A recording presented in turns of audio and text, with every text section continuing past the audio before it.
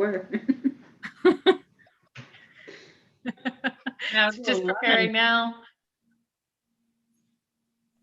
Okay, I see a message that we are now live streaming on YouTube. So welcome everyone. Yes, you are. Thanks, Kayla. Welcome everyone to the July 13th, 2021 BIA meeting for Creemore Board of Management. I'd like to start out by welcoming everybody here that's here with us tonight.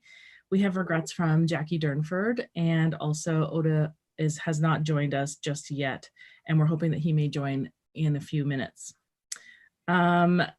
Before we get started, I would love to draw your attention to the agenda that Kayla has put together and see if there is any changes or any additions to the agenda that you would like to add at this time. So I'll give you a minute to sort of look over it.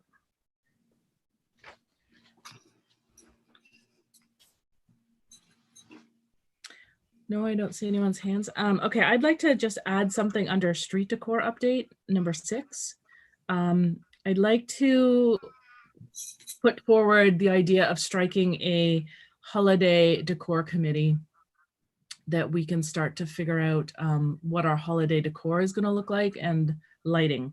So if Lighting. when we get to that point, I think it needs its own group of people because this is going to be a tough one. So when we get to that point, I just wanted to put that in there if you don't mind.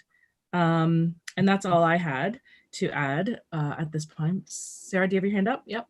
I just wanted to talk a little bit about the levy review very briefly.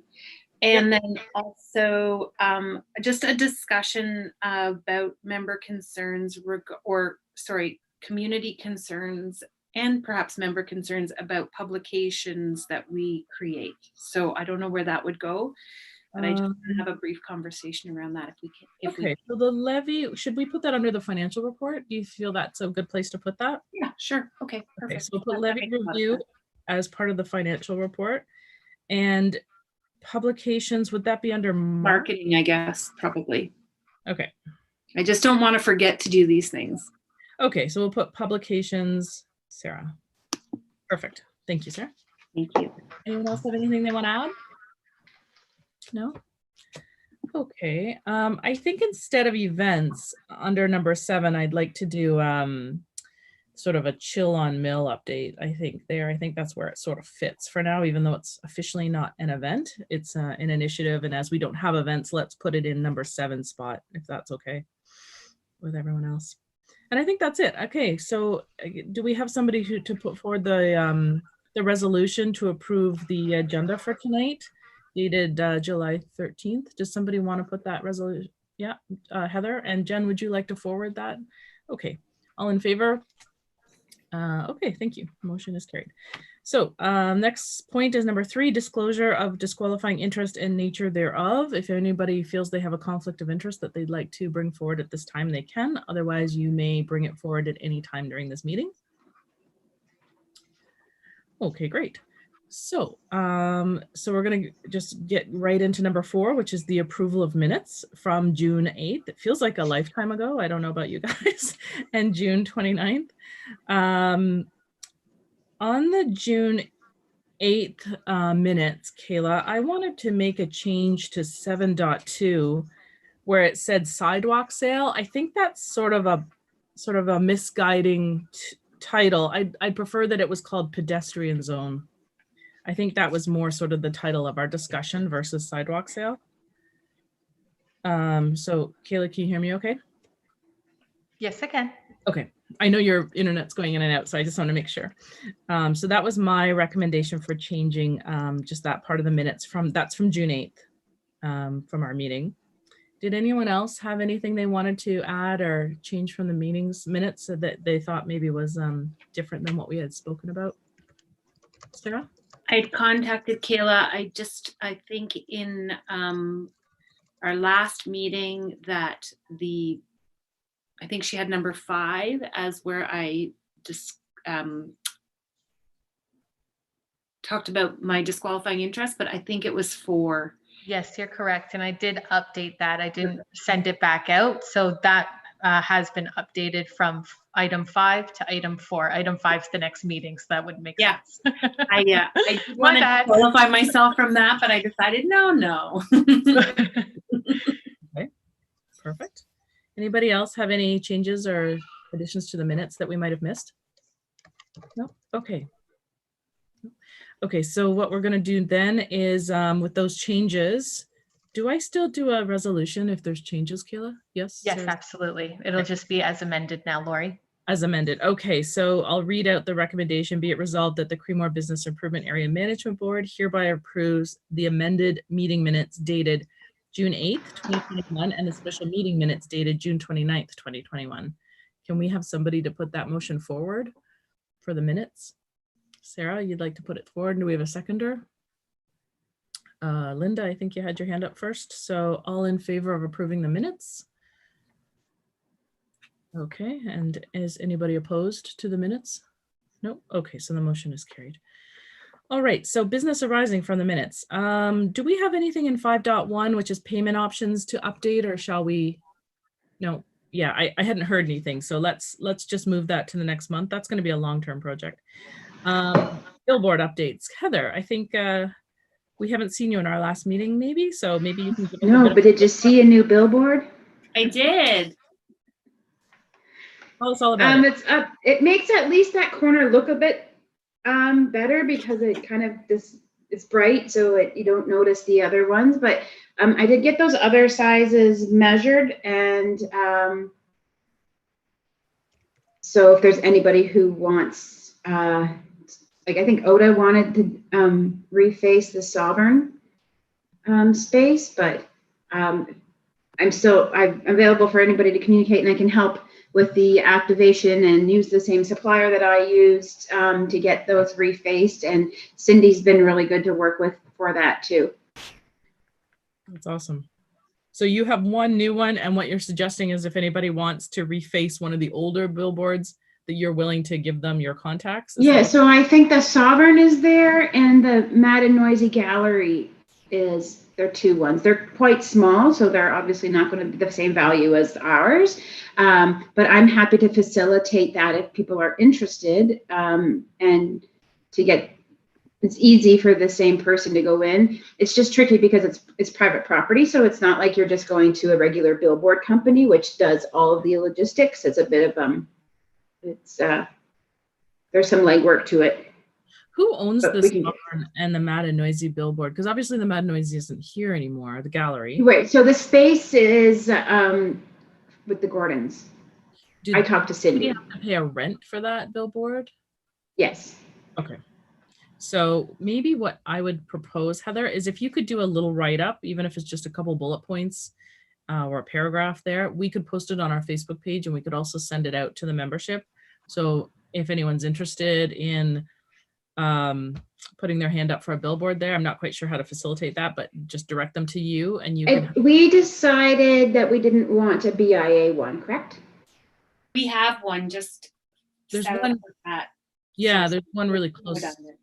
close. Okay, Okay, I'll so do that with the sizes. that would be great. And then if you want me to send it out through the MailChimp program, I can do that. The only concern I have is if 4 people respond, Yeah. and we only have 2 spaces, and how do we decide? I'm going to start auctioning it off, or like, how do we decide? First come, first serve. That's how we did it with the chairs, and it was effective. Okay. If people agree with that, I'm just telling you, that was my experience. People liked that, and it made it very clear as to who had the. Should we put a time on it? Because it's, should we say as of, I don't know, Thursday at noon or something, if anybody's interested? I don't know, like put a, if they, how do you do that fairly? I'm going to double check with Cindy too, because she's the owner. So I just want to make sure that if I'm going to help facilitate, that it's aligned with her. She's still happy to have them. Yeah, exactly. Okay, great. So thank you for taking that on. That's a big project. That is going to be fantastic. I think the more communication we can have, the better at this point. Do we want one of them to say chill on Mill, or is that? Too complicated? Well, it takes a lot of work to get them on and off, and it's Yeah. not and cheap. So because of the short time frame of chill on mill, I wouldn't suggest a billboard. okay, so it's more long-term you're looking for. Got it. Okay, cool. Anything else? For the BIA, I would suggest that's probably not the best way to spend the money because of the time frame you're going to get from it. Yeah, fair enough. I get it. Anything else you wanted to add about the billboards, Heather? Nope. Okay, great. Well, thank you for that. That's a good update. Champlain slept here. I think we can pretty much strike that off the agenda. I don't know if we had decided it in a meeting that we weren't going to go forward with this program. No, you guys were diplomatic in saying that you were going to wait and have a subcommittee meeting and come back with a decision. Okay, because Jackie had sent me an email recommending that we do not go forward. She felt that in light of a lot of the situation that's going on in Canada right now, that maybe this wasn't the appropriate way for the BIA to sort of program to sponsor. And I think from what I heard from the board members, a lot of us sort of agreed with that. I don't know, do we have to do something else about that, or? Do we have to retire a committee, Kayla? Yeah. I don't know if you guys had actually made, let me go back and look. I think Jackie was going to do some more research and look into it a bit more, if I understand correctly. And she had come back with her recommendation, to me at least, that said she recommended that we don't go forward with this program at this time. So I would like to take her recommendation and just, I suppose, ask the board if they also can agree with Jackie's recommendation that we decide not to sponsor that particular program.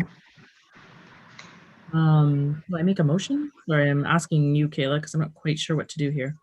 Yeah, I think we could make a motion and then it's sort of in the minutes for, Yeah, it's too bad Jackie isn't here for that because it was really her recommendation. Okay, so why don't we say, be it resolved that the BIA has decided to not move forward with the Champlain Slept Here initiative as a sponsor. so be it resolved that the BIA will not participate in the Champlain Slept Here event. How about we say campaign or program? I think it's more than just an event. I think it's more of a program. Okay.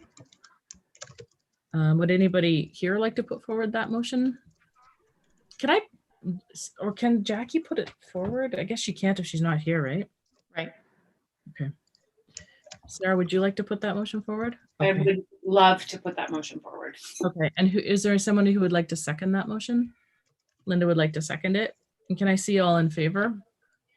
Champlain Slept Here. Okay, so its motion is carried. So we will not be moving forward on that particular initiative right now. Thank you. Okay, so here's the next part. We get into number 6. We're flying along here. Street decor update. Boy, oh boy, those planters are looking amazing, Sarah. They look really good. Bro. I was nervous at the beginning, but now I was walking out there today and they look great. They're stunning. I actually took a bunch of eggplants off of the eggplants are like little mini eggplants. Really? And I took a bunch off today, A, for my supper, and B, to avoid there being bugs and stuff, like flies and stuff as those mature. So if anybody else wants eggplants, take a pair of scissors and grab a few, because I don't want them to end up kind of rotting on the vine and causing. I didn't even look that close. I didn't either. I didn't know they were there. Yeah, there's beautiful little like mini eggplants. So And you snack on them? well, I would if you cook them and make them into something. But yeah, but please, I think it's important that if we clip them. I'm gonna go sell them to the 100-mile store. Organic, we know, because I'm the one who put the fertilizer on those things. Those are not organic. but the footprint, the fact that they're like 100 steps might make up for the fact that they're not organic. I You don't know. can't get fresher than that when it comes to produce. Anyway, they are doing well, and I should contact I'm going to contact Heidi and thank her. Oh yeah, that's a nice thing to do. And I think also a shout out to Terry and his staff at the at Clearview Township. They've done a great job in watering. The truck has come around. You've all probably seen the truck and trailer coming around doing all the watering for us. It might seem like a minor thing, but to us in the BIA, it's a huge thing. So that has been super great. And I think that's contributed also to our plants doing so well. I agree. And I think the chairs have been a big hit. Thank you, Sarah. And I know Darcy Q and everybody who was involved, Patrick from the Harm Hardware, everybody that was involved in, Sarah's husband, my husband, Alan Grin, lots of people helped in painting them, putting them together, driving them around the streets. Yeah. It was certainly a village effort, but I think I saw people sitting on those chairs nonstop all weekend. So I think it was pretty cool. I think you guys hopefully saw that too, that every time I looked out, there was somebody else sitting in the chairs. And it was so wonderful to see that. And we had so many great comments about the chairs. So that was a great job, everyone. Is there, oh, sorry. Go ahead. I just have a question on seating. Do we have any plans on surfacing those benches? Because they're looking a bit gnarly. Yeah, I know back when Sarah and I had met with townships, or I don't know if you're going to say the same thing, Terry had offered to refinish them.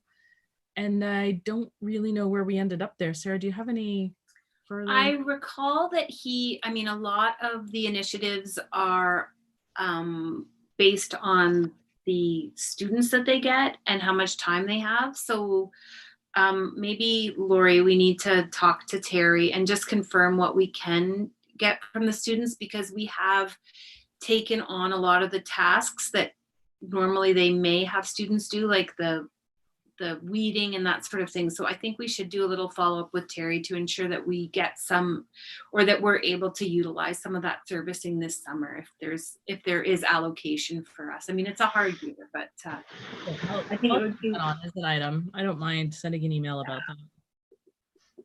And I'll copy you. And thank you for helping move around all the benches. That was super great. It was great to have all those benches on the street. I know you drove them around in the Creemore Springs truck. Thank you, Heather. Really helpful because those things are heavy. They're heavy. Yeah, we're going around. They're heavy. So, I would have rather picked 2 of those chairs up than one of those benches. That's why chairs are light. Thank goodness. I love how you and Sarah had no comments. Great, you're going to do it. Okay, carry on. We didn't tell you they weigh 1,000 pounds each. Yeah, can we not get iron benches next time? Oh, they are heavy. Okay, so I'll look into the refacing or the refinishing of the benches. Probably, I think they stain them in the same brown color they've done every year. So imagine it'll be similar to that. Okay, anything else about our current street decor?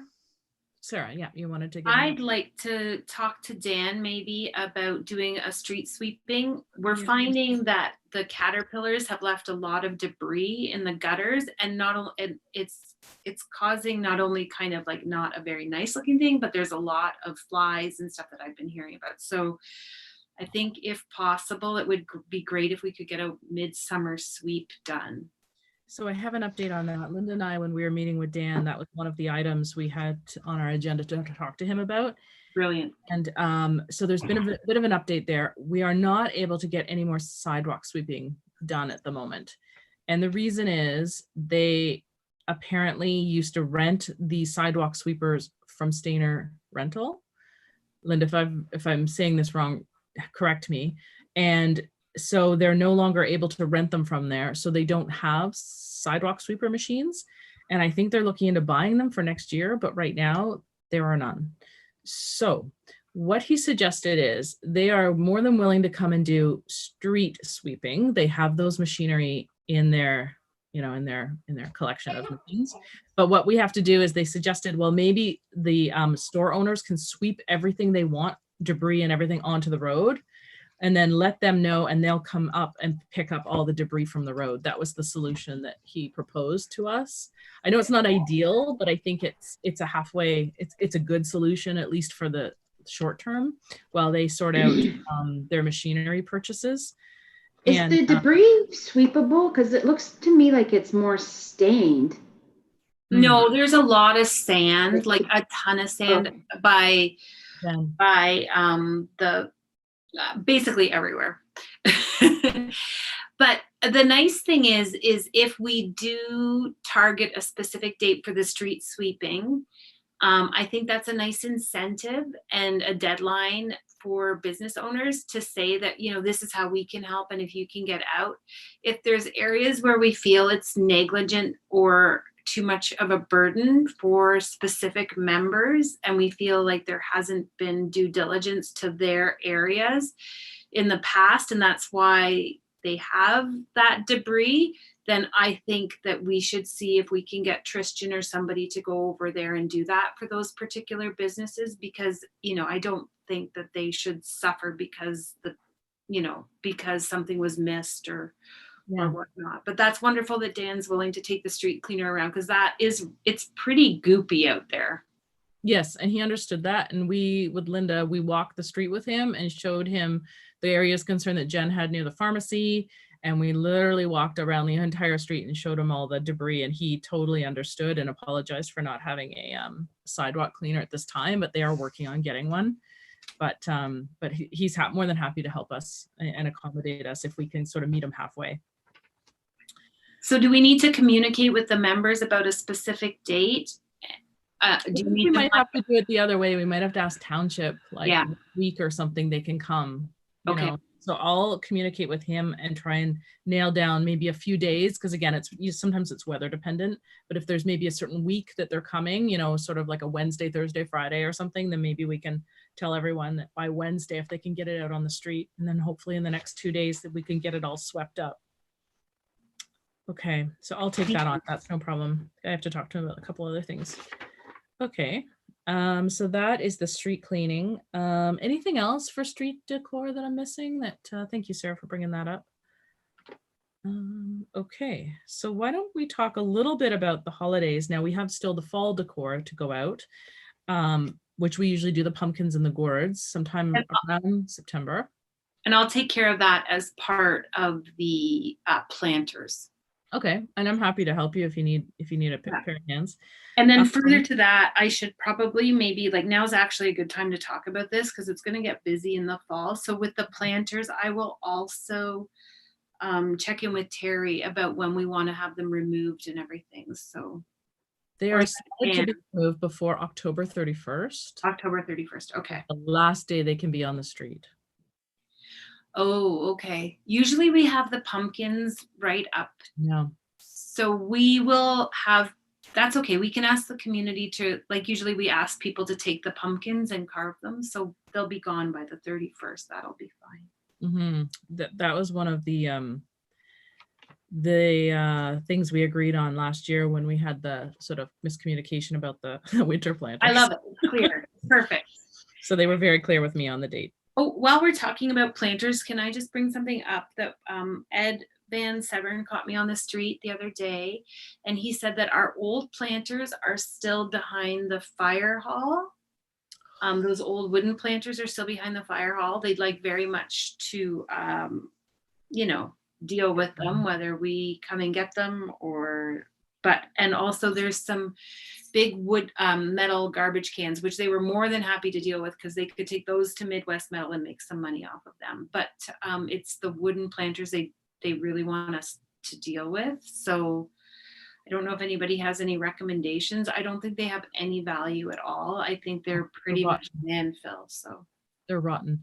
I was wondering if we could hire the gentleman that helped us move some of the planters and the trees. Yep. Bob. I'll contact Bob. Could we pay him if need be to help us move? Because I think they're so heavy. I remember I was one of the people that put them there, and it took 2 or 3 people to carry them. They're full of dirt. So they need somebody with some sort of a lift that can help us move those, and then probably take them up to the well, I wonder if the township would be able to dispose of them, or should we just take them to the dump in Stainer? Well, I can talk and see if we can get the fees waived. I don't know how that works, but I mean, it's wood anyway. So as long there's no fee for the dumping of the wood.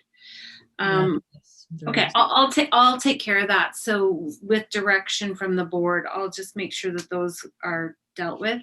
And then are we happy to donate I guess what they are is old garbage cans that were refurbished to be planters. Are we okay with sending those to Midwest Metals, or allowing the firefighters to take them to Midwest Metals and they would get the proceeds, or how would we like to deal with that? I'd be Not happy. using them, so we should find a way to. I think it's a good way to say thank you for letting us store them behind the fire department. And if that money could go towards fire department, whatever, dinners or something. Or Yeah. the refurbishment of the old, Or the old truck. yeah.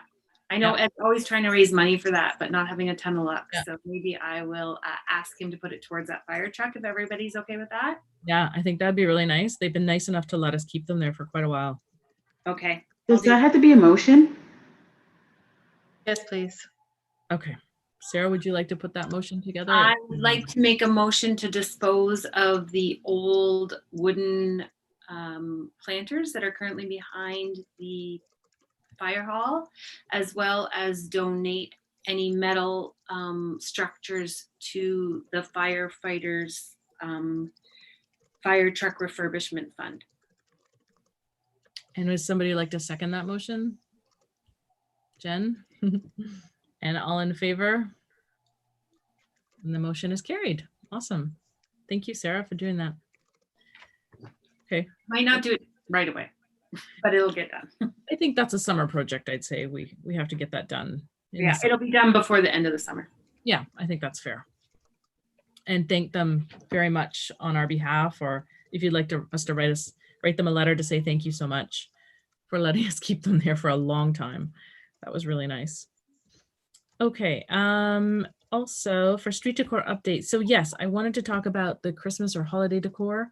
And I know that lights, once again, this is probably my fourth and final We year. need a theme. Try to get lights on the street.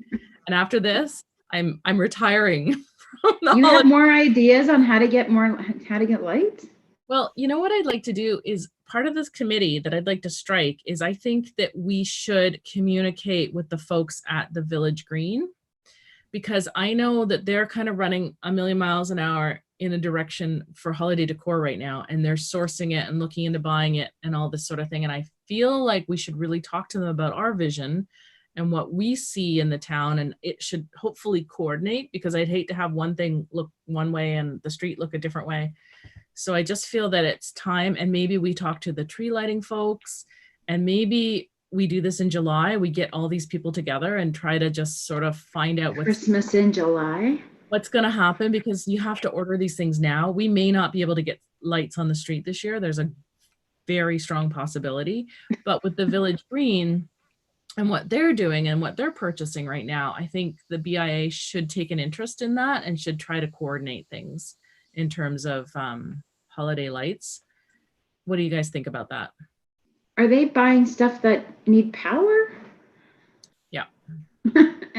and so our problem is the power part, right?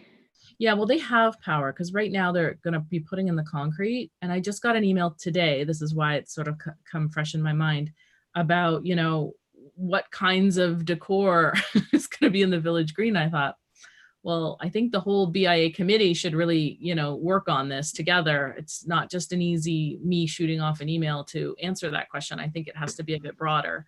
So, because once you purchase some of this, it's used year on year in, year out. And I also want to talk about where the tree lighting ceremony is going to be this year, whether it's going to be in, you know, in the Village Green, or there was some talk about the Cenotaph, and I am completely confused about that. And if I know we're not really kind of part of that, but you know, if it would be nice to sort everything out. So it's sort of more of a community-wide Christmas decor initiative that I'm wanting to sort of start, and wanted to sort of see your feedback on what you guys think, if that's a good idea or not. Or I think like being coordinated is a good idea with everybody, because we don't want one person to have like the Village Green to be full of purple lights, and we were like, oh, we wanted on our street to be red and white, and then it would just not look like a collaborative village.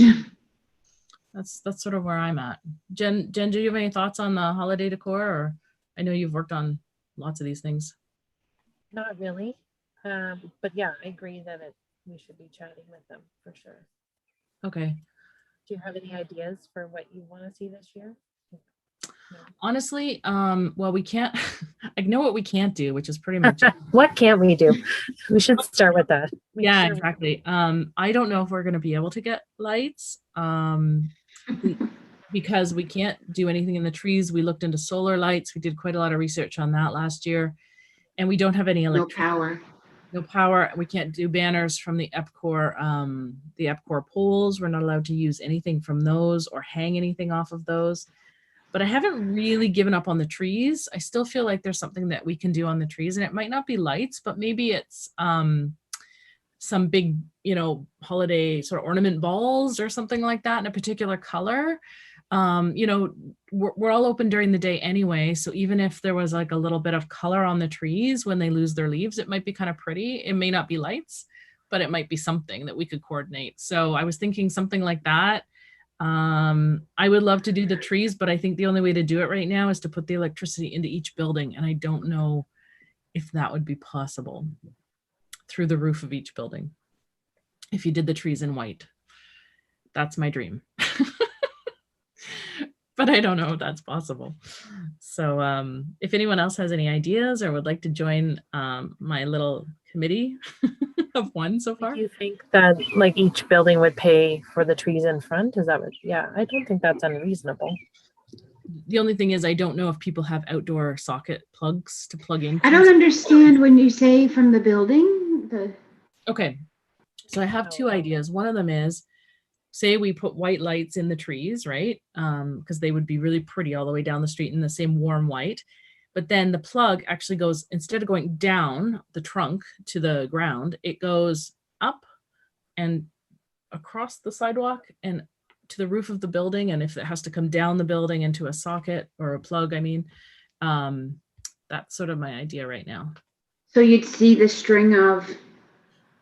Yeah, or it would be the some Boaks. The Boaks do that every year, don't they? Like in front. Yeah, they do. Yeah, they do. And like an That's extension nice. cord, maybe like a black extension. But it would be so high up, like we're talking. Norma did it.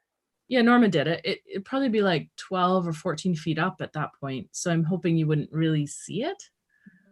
Could we provide something like, if you're willing to do the tree, we're willing to buy the lights? Like if we might not have a consistent look down the street, but we buy the lights, you plug them in. I think the township would be willing to maybe purchase some of the lights for us. I mean, we've gone round and round with Mara on this, and I know that in the past 2 years, the township has been ready to purchase something on our behalf. The problem we've just run into is how to connect it. So, it might be something that we can contribute to, the township can contribute to. We probably have to pay somebody to install them. So it's a big undertaking. Whether they'd stay up all year round, that's another consideration. Is that something that in the summer would be very pretty if we did events on the street again at night? I don't know. That's where I'm at in my mind. But So I know for us that I'm not sure how the power would work on our corner, and it's the end of the street too, so it doesn't help very many other businesses. But we do have lots of outdoor plugs, so we could figure those things out. And if it doesn't work out the way that you envisioned, anywhere we have outdoor lights, we would participate with the same lighting as everybody else, so that at least that part stays consistent. Like, because we have the patio tree and the bushes and stuff, and that we would just stay consistent with whatever the plan is for lights. Because lights can look funky if you used to say white warm lights and everybody gets the LED ones and the other ones, if we stay consistent on the same lights. No, my vision. Yeah, my vision would be we'd work with one of the big companies. There's 3 or 4 big companies that do municipalities that I've been talking to a lot in the last few years. And I think we'd purchase a bulk. Come and light up our town. So it would be not just get a proposal, Lori? Sorry, could you repeat that? Could we get a proposal from one of these groups? Like, can we just call them in and have them come up with a brilliant lighting plan so you don't have to do it? Mm-hmm. They offered to do that last year, but we were kind of waiting for that Burnside report. So we really couldn't give them any direction about where they could and couldn't do, but at least now we know the parameters. We know what we can't do. So I think that's an idea is to call a couple of them, because I know the Village Green's going to be calling them as well, you see. And so that's why I think Oh, perfect. we should talk now before they order what they want to order, which I'm not really sure what it is, to be honest. And we will order what we want to order.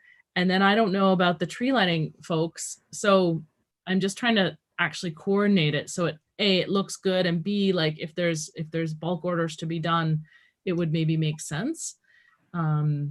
So anyway, that's my thinking. It's a tricky one. Like, it's not easy, but I think it bears at least a few conversations with some people in the community. So Gotta get moving on it though. Like, it's July. yeah, I know. I probably should have done it a month or two ago, but here we are. Yeah. So are you going to do that? Like, again? Like, are you going to talk to? Yeah, I'm happy to head it up if anyone's interested in joining or has ideas. Sorry, Jen, were you I don't offering? mind. I don't mind. All right. I got one. Okay, good. I'm going to leave the lighting to you guys. I don't blame you, Sarah. Lighting is I will participate when you give me direction. So you're going to join the committee? But no, I was going to just say that you tell me what to do and then I'll do it. Same here. No. Me too. We're the committee of participants. That's right. Well, Jen, thank you Minions. so much for offering to join this committee. It's a bit of a I think, bang. honestly, I would love to see it happen too, Lori. And I think you've worked so hard on it that it would be really sad to not have it happen. I've worked so hard and I've come up with nothing for 3 years, and that's what just Like, I agree with you 110%. I think it'd be beautiful. So It just looks so nice. The few businesses The that do that, roadblocks it's- are unfortunate because I think your vision is great. It's just the roadblocks that you've been trying to work through, and you're trying to do all these different ideas to kind of every year there's a new vision, which is trying to be better. So hopefully year 4 works before you say no more. yeah. So I'm gonna, Jen, what we can do is maybe we can just sort of have like a Muskoka chair meeting right beside the pharmacy, and we can just brainstorm some ideas, and then we'll see what's possible and reach out to some of those companies to see if they can come and do a quote for us. I love our new boardroom, which is the Muskoka chairs. chairs by the At farm. least there's no caterpillars on the Muskoka chairs anymore. I know, they're really clean. So if anybody wants to have a meeting, the 3 chairs right beside the pharmacy is like fantastic. Okay. The caterpillars are now flying. Oh, Kayla, do I need to make a motion for putting together a Christmas committee? I don't plan to spend money just yet, but I will maybe if we get anywhere. Yeah, I have a potential one if you'd like to hear it. Okay. Be it resolved, the Creemore Business Improvement Area Board hereby create a holiday street decor subcommittee. And that's really all you need, I guess, composed of Lori and Jennifer. Is that correct? So far. Okay. Yes, eat the muffin. Can we throw it out? This seems like one of those things that we might have members that would be interested Yeah. in. I'd really love to see some of our members get on these subcommittees so that Would we love that too.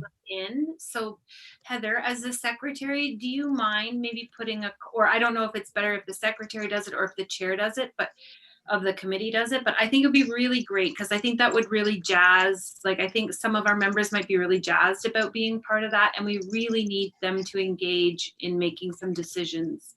Okay. I don't mind doing it, probably because if Yeah. I'm going to be working on it, I have the most amount of information right now. So I'll put something on Facebook, and then we'll try and get out a MailChimp, and we'll put new things in the MailChimp about the billboards and this.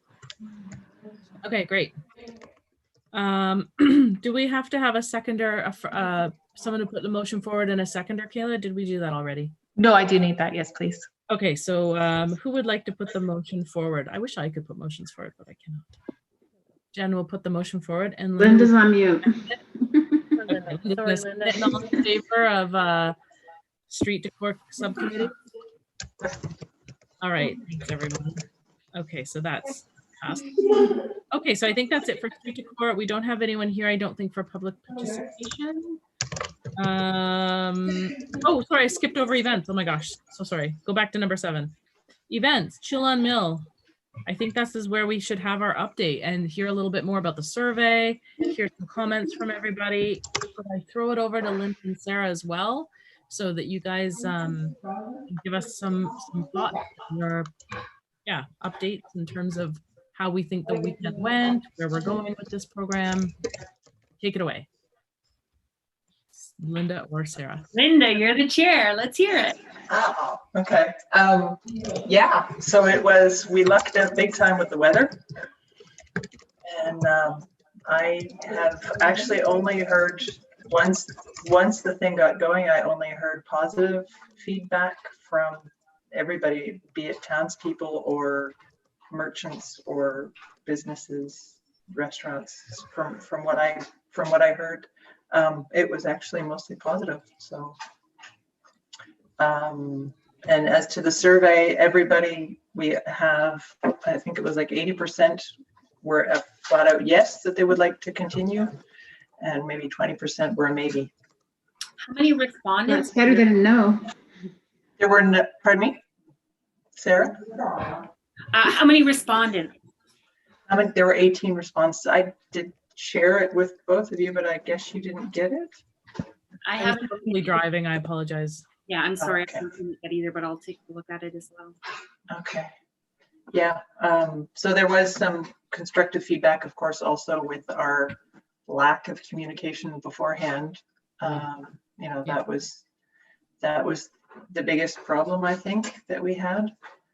And Where did that come from, Linda? what do you mean? Where did that come from? Like, I didn't think the communication was.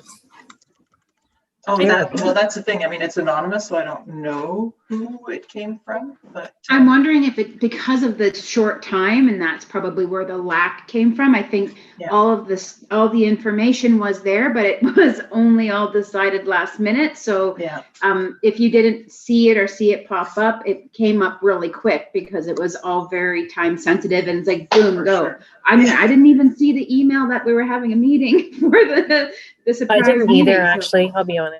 Yeah, so we're victims of our own bad communication. Yeah.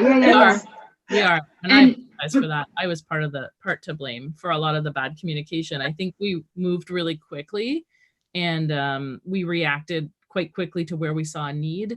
And I think certainly we could learn from that in terms of improving our communication in the future. I know that Sarah told me many times, like, you have to get this out, you have to get this out. And I just got snowed under with some stuff at my own work that I just didn't.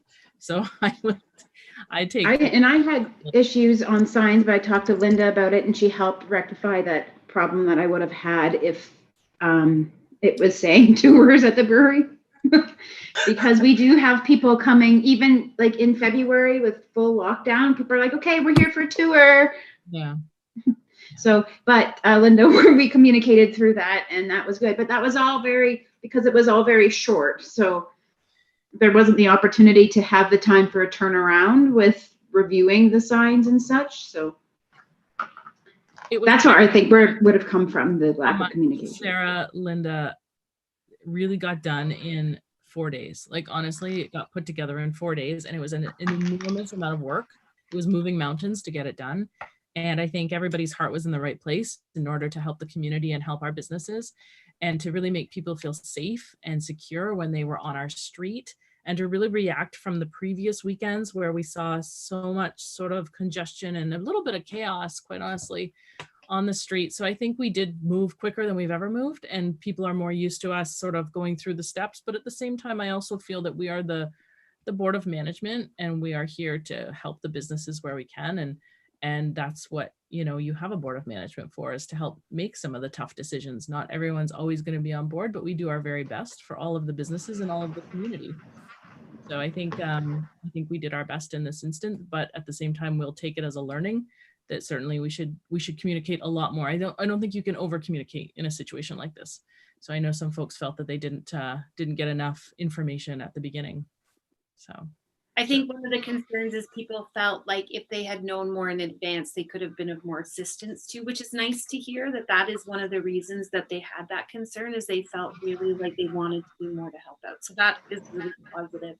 And it felt to me, having heard from some of the people with concerns, that at the end of the day on Saturday, that they really felt like it was so positive and all their concerns were minor and easy to address. So that was a win from what I heard. Yeah. Heather, did you have a question or? Sorry, you had your hand like this. I wasn't Yeah, sure. sorry, I couldn't hear you. Oh, sorry, I need to maybe move closer. So one of the concerns that we got at the brewery, which isn't a terrible thing, is because there was a lot of people in town, is that people were finding it tricky to find places to eat because it was so busy, and there's obviously we're limited with food. Also, I didn't realize this, that the bakery stopped serving lunch at a certain time, and we have, like, it's like 2 o'clock, I think, or 3 maybe, but we have guests that are sick till 6 o'clock, and we try to ask them to go to down the street to our restaurants, etc. But again, they're all busy, especially when we have a beautiful sunshiny day and Saturday and everything. So at the brewery, we're going to be having food on Saturdays for our patrons on our patio, which is going to help. That's 6 tables. I was talking to Joe Paddock today about, I just wanted to make sure I was following all the rules because it has to sit outside and it's on our private property, but I just wanted to make sure there was no food vendor issues. So it's a food vendor. It's actually Myler and Loretta, so they're local, and they're going to be serving to only our patrons on the patio. He can serve to people on the street side if they get a permit, but you have to ask the BIA. And I'd like to make a motion. Can I? Can we consider them being temporary food vendors?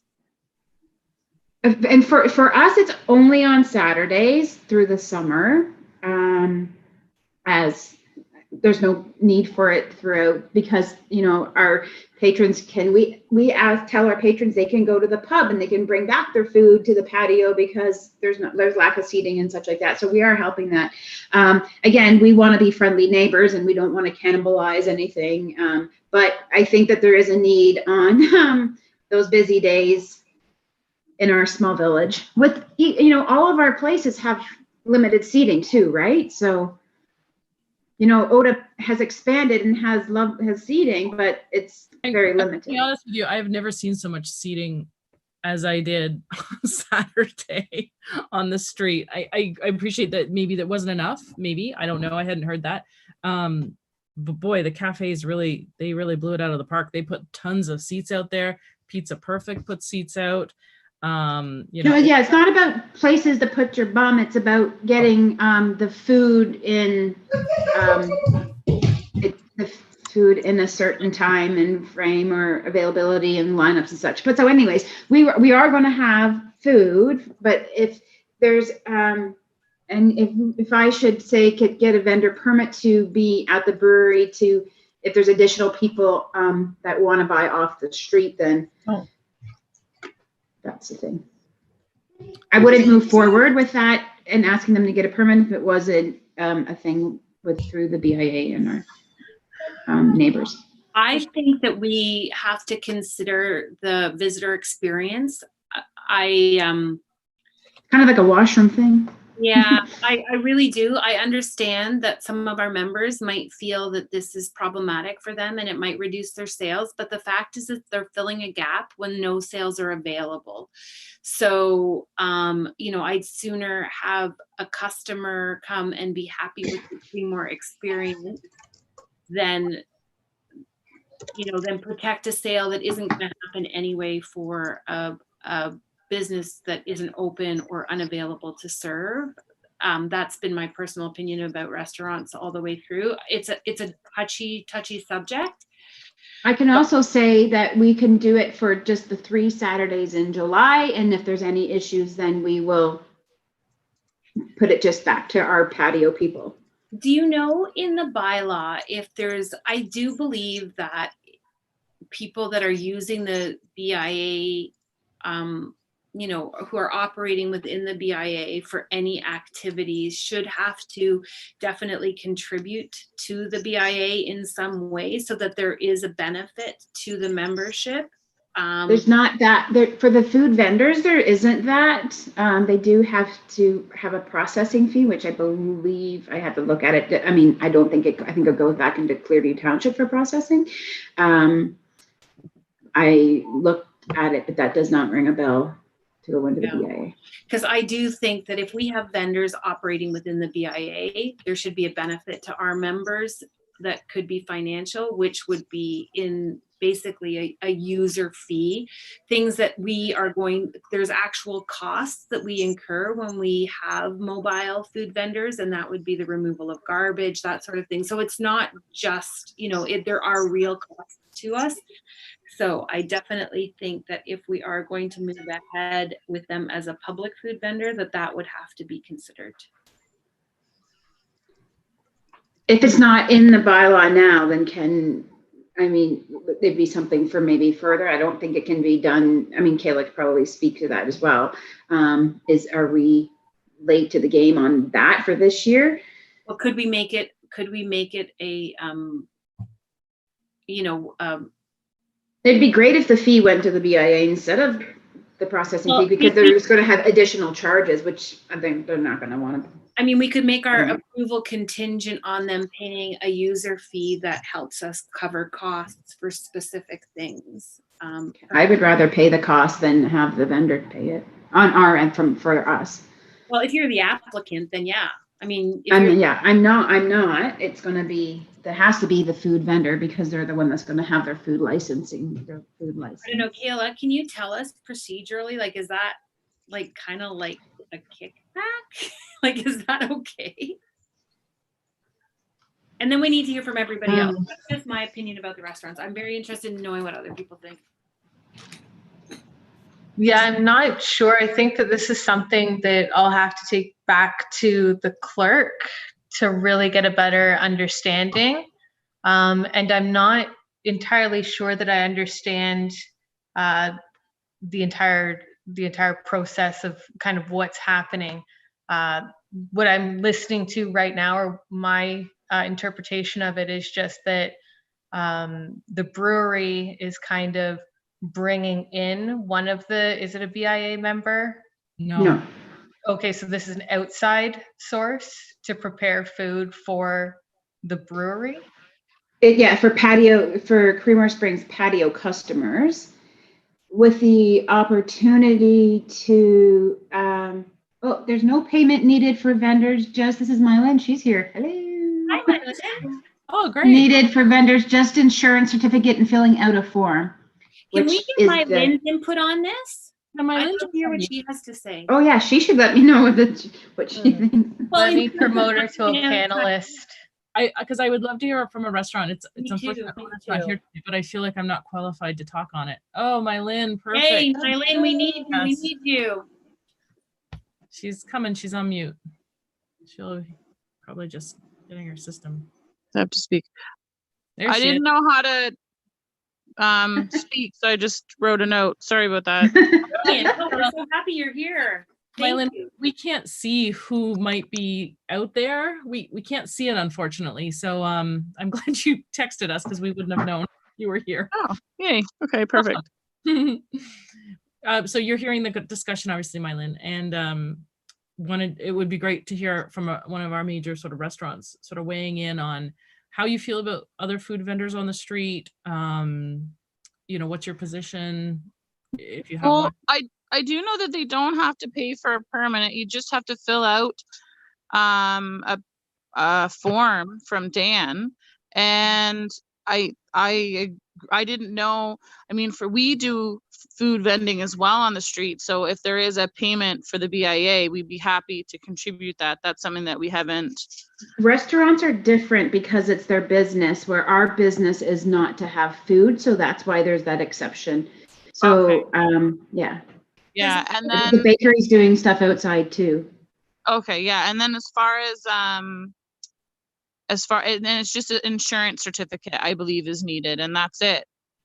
But how do you feel, Mylin, like As a restaurant. as a restaurant, like, so all of this would be covered. There's a food vending bylaw that's really specific, and that's what Heather's been going through. But like, just generally, as an existing restaurant, how do you feel about the concept of having an additional outside food vendor come into the village? There's always going to be new food vendors. I don't think that can be a negative. It'd be like saying you couldn't have extra food vendors when we have festivals. It doesn't, that kind of doesn't really make sense. You do it to accommodate the volume of people in a festival, and that's sort of what's going on in this situation. Right. And it's not every day. Our takeout during lunchtime from the restaurant itself was a little bit lower than it normally is, but that's because the walking traffic perhaps wouldn't have known that we do takeout. That was normally local traffic. Right. I don't know how the other restaurants did for their takeout, if they felt like they were really busy and couldn't handle the volume or not, because we didn't have the jerk stall kind of up and ready at that kind of busiest lunchtime hour. So I'm not sure how they would feel about it. For me, I think the more the merrier. You can't, I think next time there will be even more volume of people coming through the town, and you can't judge how much population you're going to have to feed. I think having another vendor is a good thing.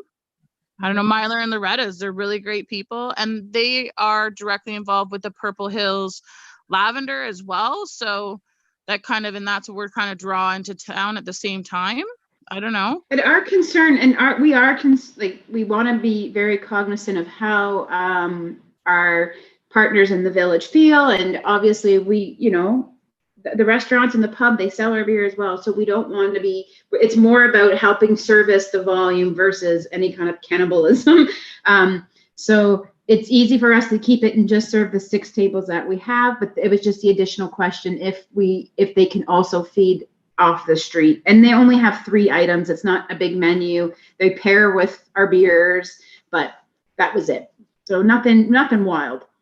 Yeah, I think when we put out advertisements for things, as long as all the businesses are equally advertised, I personally don't see an issue with having more food vendors. I think as the population of the town grows and as our events grow, well, I know this isn't an event, this is a safety implement, but if pedestrian walkway. when we're allowed, then those things are going to be needed even more, and maybe more pop-up shops. Be the same as it's the same as a farmer's market, or someone perhaps can they have a pop-up street vendor that day with retail items. I don't think that it would bother stores, it's right? Better that it's the brewery doing it and not just a random van coming into the street.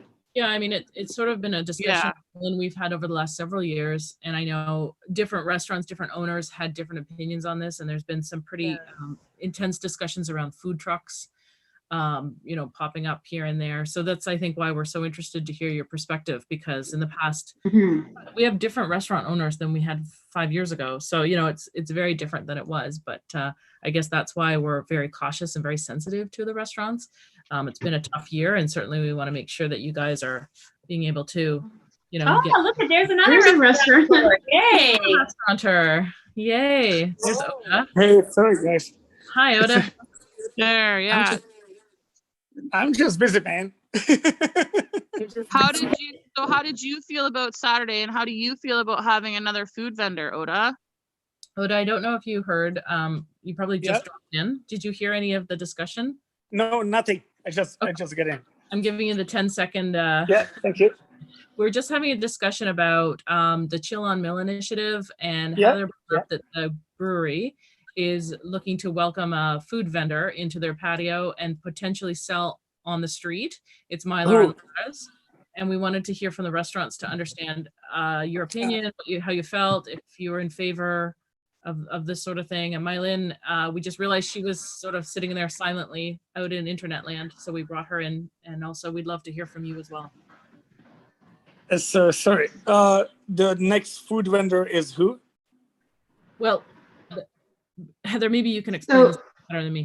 We are bringing in Myler and Loretta's. They're serving 3 items on our patio that pairs Why? with the beer. Just so, pardon? Why? Well, there's a couple of Sorry, folds. sorry. No, yeah, it's okay. One, we have to provide food on our patio. Well, we have to provide food while there's people that are consuming beer. And now that we have our tastings open, that's one thing. We also have like a food pairing initiative with our Okay, beers so across the sorry, board. Heather, why it wasn't reached to the people in town before? People from No, somewhere so else. we're allowed to have them. So we can have it You can on do our whatever you patio. want. I'm just saying. No, so this is why I was just bringing it up here is there is an opportunity for them to not only serve on our patio, but to serve for like a street vendor side for people walking by. And that's why I wanted to talk to, bring it up in the BIA to see if there's any issues with that, because I wouldn't move forward if people were dead set against it. It's only for the Saturdays, as we've got lots of volume, our customers are saying that they have to wait in line for food, etc. It's only small pieces. I just said there's no goal to cannibalize anybody. It was just sort of to help with the volumes. Again, we don't have to go street side. We can just serve people on our patio, the snacks that there are, and that's it. If I can, it's the why are we bringing people from outside of town? Well, I could, if I asked you if you wanted to help do food on the patio on a Saturday, you'd probably tell me to get lost. I will say no. However, it's like, do you want me to make something that you're gonna serve alongside of your beer tasting? Yes, but I'm not gonna give you there's no staff. But it's No, like, I know. I'll, I know. I'll make you pretzels if I have to, instead of you going somewhere else. Right. So this was only a thing for Saturdays only, and again, it doesn't have to happen, but I will talk to you about pretzels. No, don't. See, this is, I've asked people for help and they tell me no. I will. It will be more expensive. No, this is important because you know what? We've had these discussions, Oda and Mylan, who maybe haven't been part of the BIA in the past, but this has been, Sarah will know, and probably Jen as well. This has been, quite a point of discussion, I should say, in the past years. And it's interesting now that we've got some new members to hear their perspective, because I want to make sure we feel like we're doing the right thing by our members. Lori, if I can. Yes, So sir. it's so the difference in the past and now is that there's no people who wants to work, right?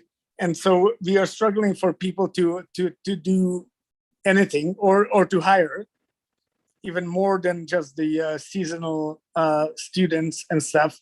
Because I talked to somebody and they said, yeah, I have 3 kids. You know what? I'm okay with $2,000 to be at home with my children.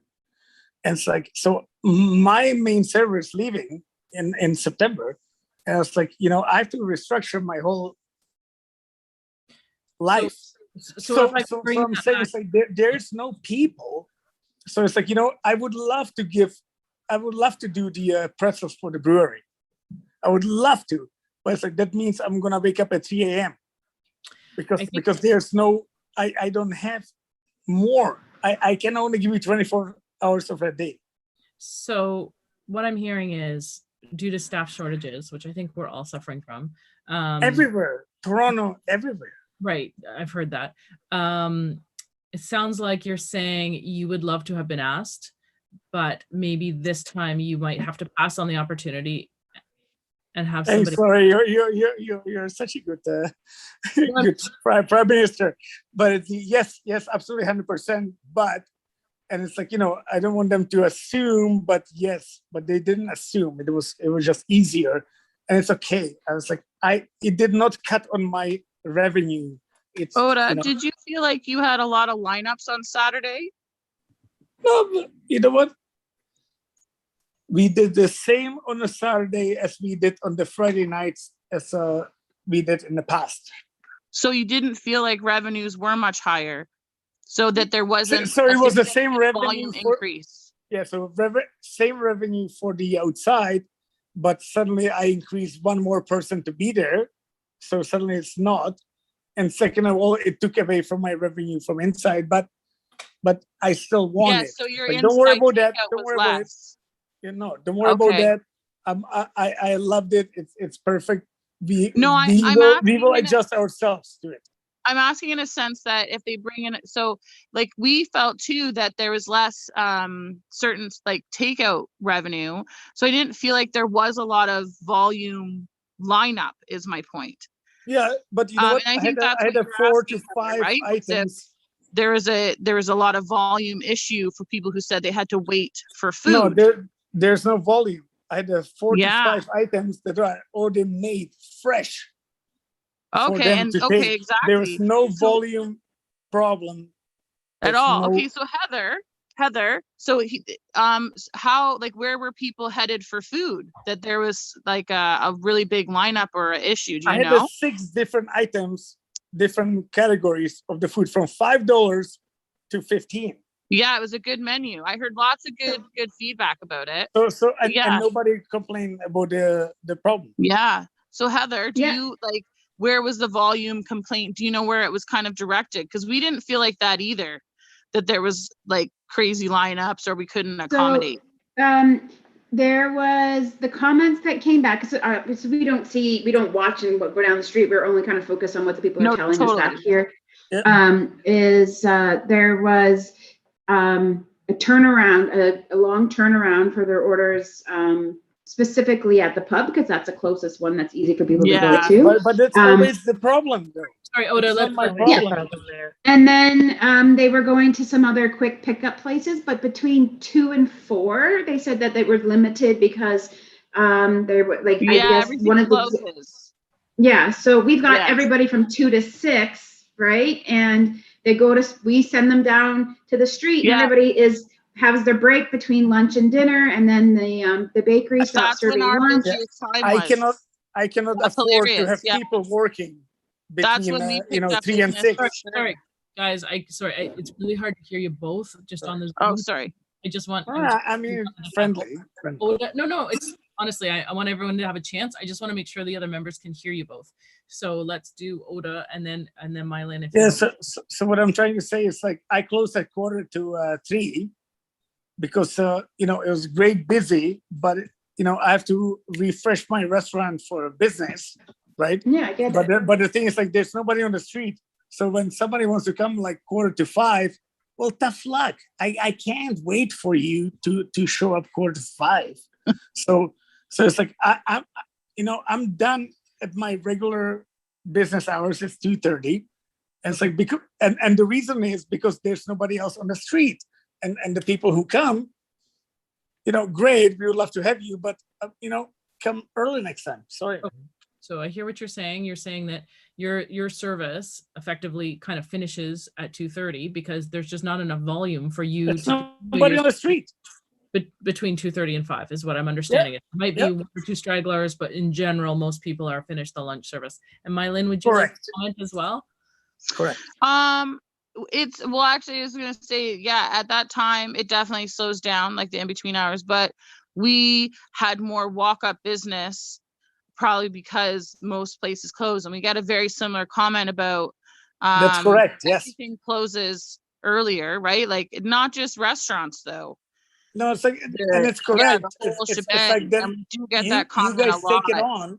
It's perfect. That You take it maybe on. on Perfect. Saturdays it can stay Okay. open till 5, like as long as the closure happens, everybody can, I don't know, we're open that time anyway. Yeah, but it's We- like, the thing is, like, you have a barbecue open and nobody's on the street. It's like, Okay. it's like, come on. It's like I want you. You know what? When we close, it's like perfect. You guys take over the street. It's perfect. That's great. Somebody's open, but it's So- like we don't Yeah. need to be all open to pay 3 servers and 2 cooks and Okay. stuff. So you guys have it perfect. So if I could try to summarize and a bit understand, I think the direction that we're heading and maybe give Yes. Heather some Sorry. feedback. From what I'm hearing is both of you don't have service in the afternoons, and there might be a need from what the brewery is hearing to have some No, food available between 2 we and 5. are open in the afternoon. We're open all afternoon as well. Yes. So you have non-stop service all the way till 5. Yes. Okay. Yes. We go right through. Yeah. So the brewery wants to invite another restaurant onto their premises to do, I guess, some dishes for your patio. Is that what I'm understanding? And then the main question is, and this is where you guys are really weighing in, because this will be possibly come to the BIA for approval, is that would we be comfortable with that particular restaurant or any restaurant that's outside of the BIA zone selling food on the street just as both of you are? That's the big question. I right? think, I don't know, Mylan, I think that we both will agree. There's like, we are happy to make food for you guys, but it's like, but you guys don't want to purchase it prior unless somebody will buy it, right? So it's like, Hold on. it's a catch-24. It's just like, so let's go back and, am I phrasing this right, Heather? Is that you want to find out if Mylar and Loretta, if it's going to be a problem for them to sell food on the street to sort of passerbys coming up and ordering like a sandwich or a burger or something, right? yeah. Are they bringing their own staff? That's Yeah, they're going. That's not relevant, really, but You know what I'm saying? It is not relevant. It's No, if but- they bring their own staff, it is not relevant. No, are you okay with them having an additional vendor, Oda? Selling at the same time as you are? That's all they're really asking. To be honest, I don't care. Yeah, It's- then he's, yeah. so he's good. Okay. I Yeah. don't care. I'm just saying it's like, is they are they giving you the food and you selling it and you have your own staff, or they bring their own staff to different town to But sell it? that's a business. They're bringing their own decision. staff to a different town to sell it. Right. It's just like having a food truck come in. so also I can say to that, I will follow up with the restaurants to make sure that I have the full No, I'm not a- understanding of I would like to follow up and just have a full understanding of what they have to offer, and on all the days, so that we could send people to the right spots and knowing what they can. I'd laminate menus. I don't care. So that we can send people to everybody so that they're all equally have the customers and send them. It's not about equally. It's about bringing somebody else from outside of a town without even checking with us what we can do or what we cannot do. It's like, why are you bringing another restaurant from outside of town? Like, makes no sense, man. Well, Oda, she's bringing them because currently her customers are not able to have this, their expectation of service is not being met. And I think all of us as business owners have to come up with creative solutions to ensure that our customers have their expectations met. And it's only one day of the week during our busy thing that we're doing for welcoming Sure. pedestrians. It's not regular, so. Sarah had an important earlier where she said we have to look at it from the customer perspective, from the visitor perspective. What is the experience they get when they come into town? Are they frustrated because they can't get food? Do they feel that it's taking too long for them to get food? You guys are telling me When they came to my place this weekend, the food was there within 2-3 minutes. Okay, so what is the frustration? I don't understand. So The frustration is that they couldn't find, I mean, consumers are consumers. And I think what Heather is suggesting in terms of ensuring that there's proper menus, all of that sort of stuff will definitely help move people up the street, because maybe the problem currently is in part that they're going to one service provider. So I think that's a really nice offer of Heather.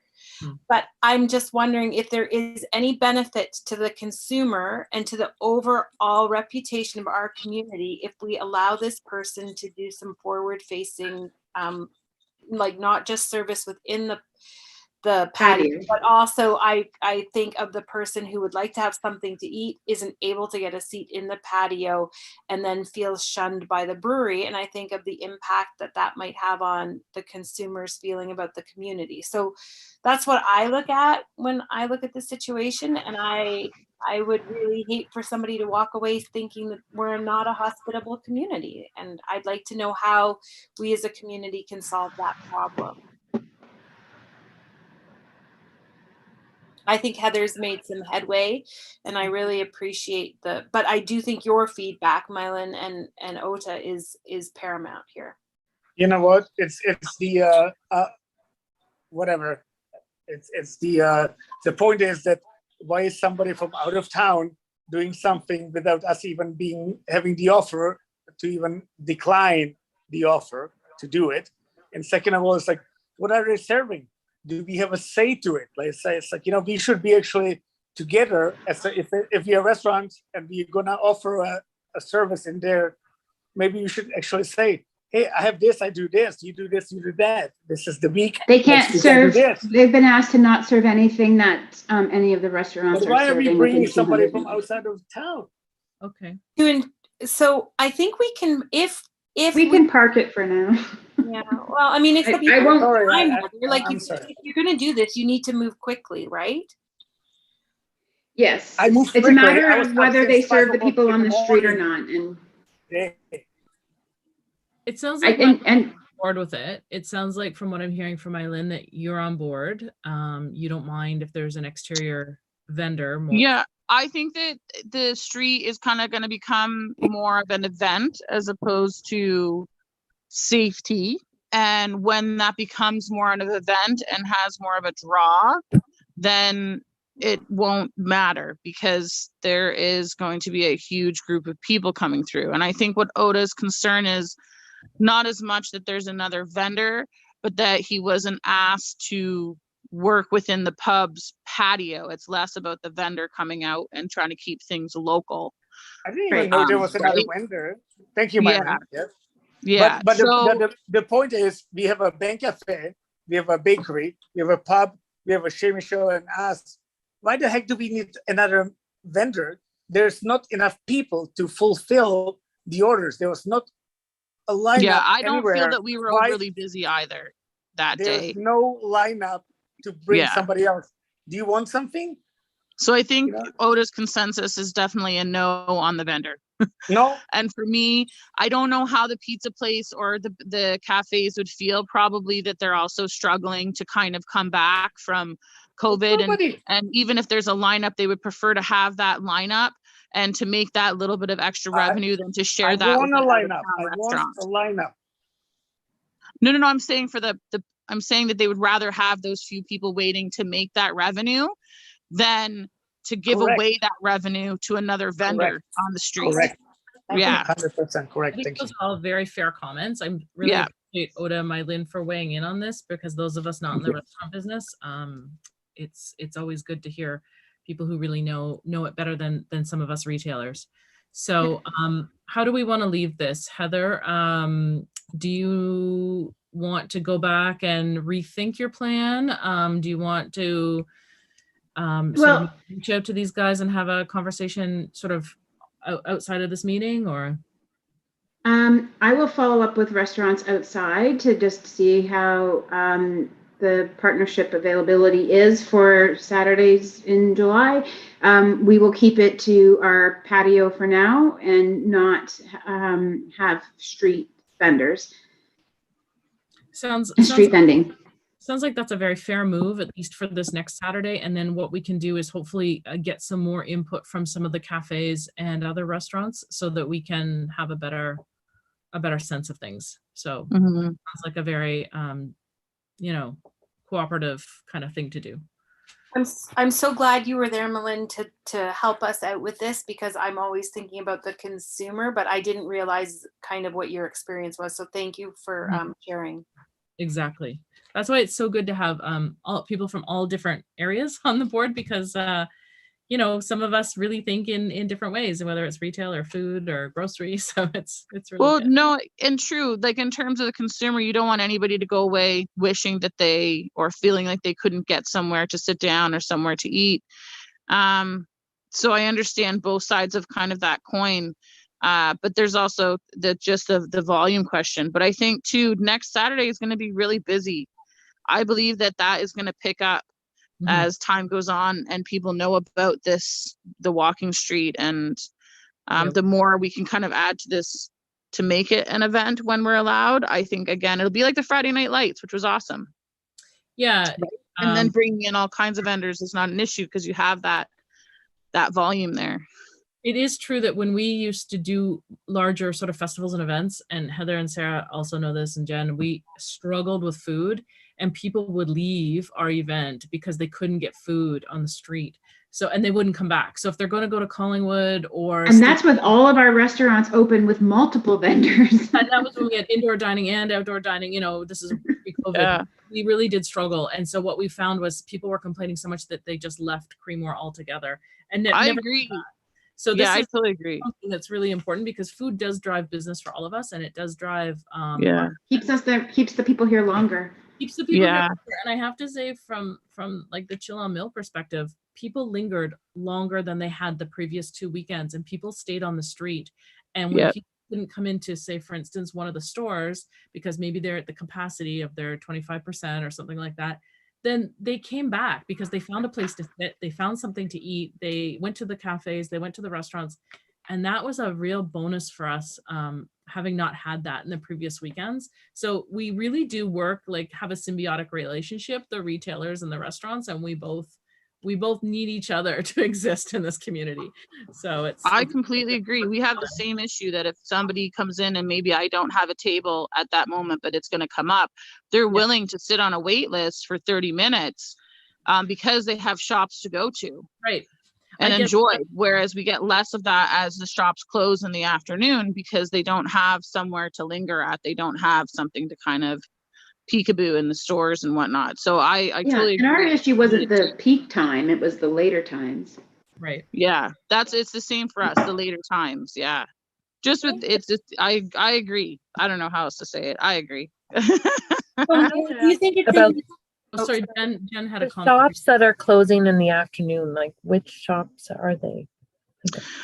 Well, on Sundays, most of Creemore closes around 3:00. So we certainly notice that where people will come up and say, oh, we came for dinner. We thought we might be able to pop into a shop ahead of time. On Saturday, I think everyone closed closer to 5. It was around 4:00. So just that maybe if everybody could stay open till as long as the road closes. We found that it's normally right before the dinner. They'll come up and think, oh, they can peekaboo at some shops before they come for their reservation, and most of them are closed. What time? We have lots of comments like that. We have them Mondays and Tuesdays, and then we have them from 3:00 to 6:00 on Saturdays because we stay open till 6. Sundays. And is the expectation, do you think, on Saturdays that we would stay open till 6? Do you think that that's your customers' perspective usually, Heather and Malin? I think 5:00 would be more reasonable. Between 5 and 6, we're not so busy, but up until 5, men come and want to sit at the brewery, and then they don't want to be shopping with the ladies, and but the ladies come back and they're like, "There's no stores open." But yeah, Saturday, I mean, there are some, but do you think out of the street, they're I think we're all open Saturday till 5. I'm looking at Jen and Linda and Sarah. I think all the stores are open till 5 on Saturdays. I'm pretty sure. which is great. I think it's maybe it's yeah. more I Sundays. think so. We're all over the map. Yeah.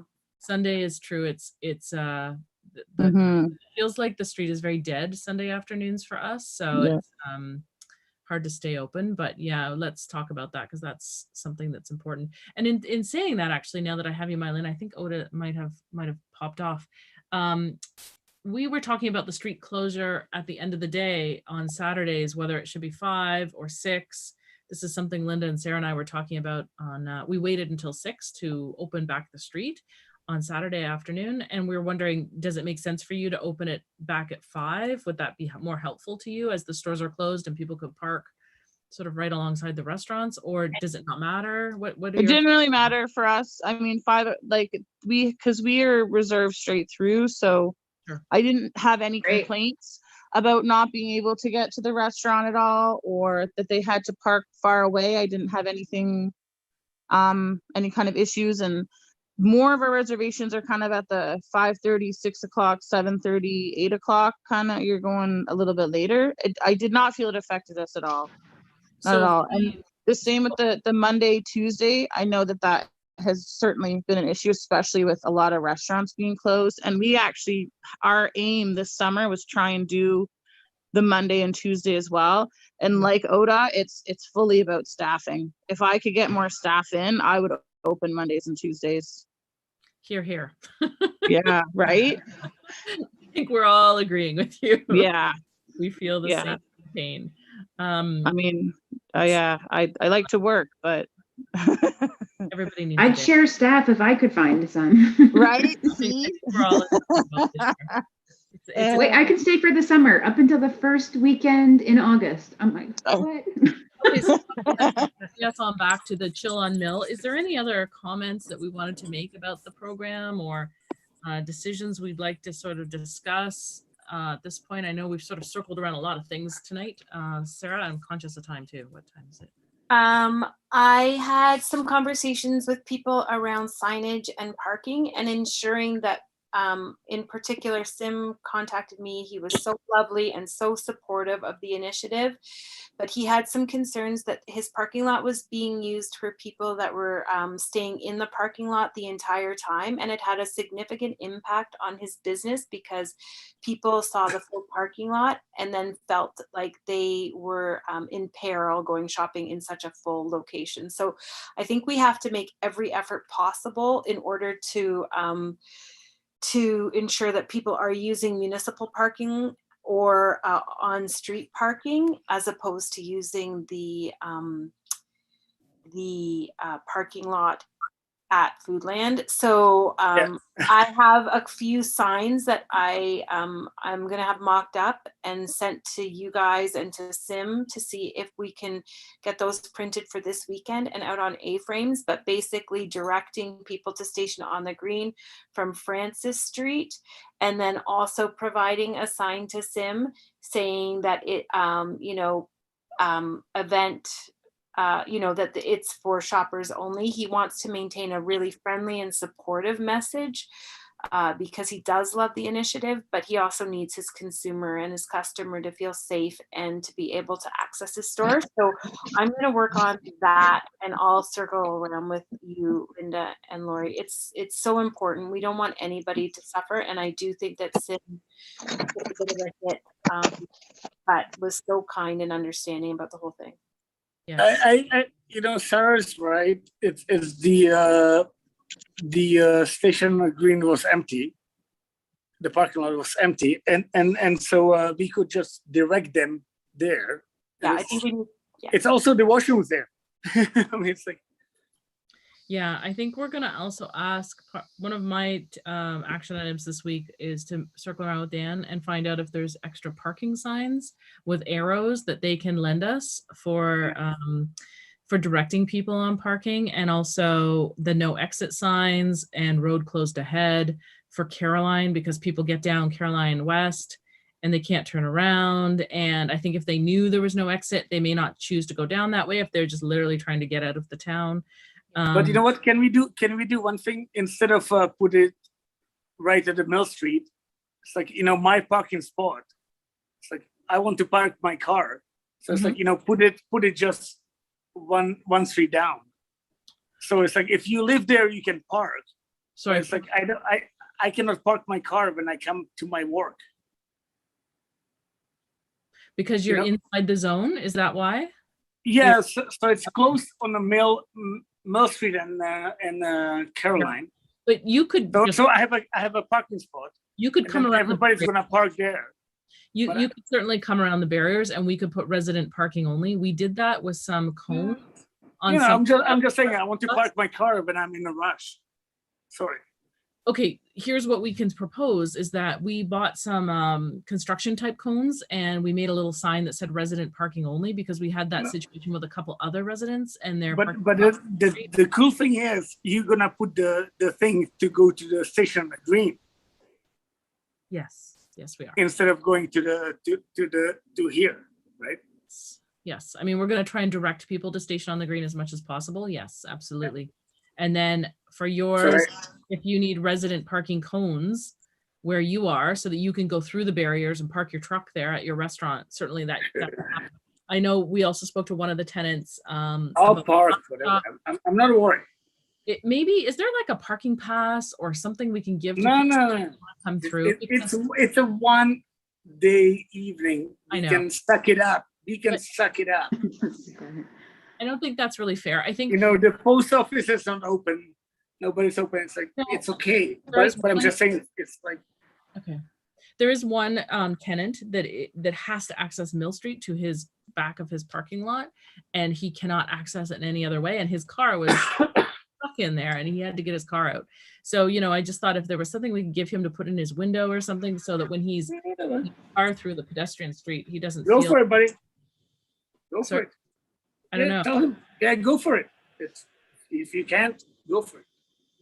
You could definitely give him like I'm happy to make up a little Just a sign. what I'll do is I can have the BIA logo and then just have resident, and then he can put that in his dash and feel like people will understand why he's driving. Yeah, because he's If that addresses the concern, I can do that in just a few moments, and I would be happy to take that to him. And one could go to ODA. I mean, it's just probably ODA doesn't care so much, but it's not just that. It's the person who has to drive through the street. Yeah, I get a lot of people trying to stop them and yelling out at them and stuff, and that's not fair. They're just trying to leave their parking lot. So. In terms of Caroline, I never yelled at anybody on my parking lot. in terms of Caroline, Lori, my preference being on Caroline, I would love to see people parked all along there instead of diverted off of there, because what it would do is create some foot traffic. Yeah. Apparently Mill Street was very full right up to Jug City, from what I heard. Lori Copeland reported back to me that It's cool. that the side streets were not at all populated with cars, but that the Mill Street was. So if we are going to do some signage on the end of Caroline, it would be my preference that No street. that it says something like no through traffic, parking, or in chill on Mill would be my preference. So if that's helpful. No through traffic, parking for chill on Mill ahead kind of thing. Yeah. So that it's actually instructive, helping people find that as a parking location and encouraging people to actually use that street. Because I can tell you, I saw less parking on Caroline than I normally do. Mm-hmm. I agree with you. But Okay. nobody parks in the station on the green. There's not even a single car. I know. There is a big parking lot, not even a single fucking car. It's Yeah. probably because Like, what is the problem then? Well, we Well, didn't we didn't have a lot of promotion around it, and particularly outside. So if this does move to being more than a health and safety thing, and it ends up being an actual event that we continue through August as the restrictions change, and we do see some promotion Free parking. on the radio, then what we can do is we can say chill on Mill, park in these locations and walk downtown. But for now, because of the nature of the closure, But if you say park, chill on Mill and park for free, exactly.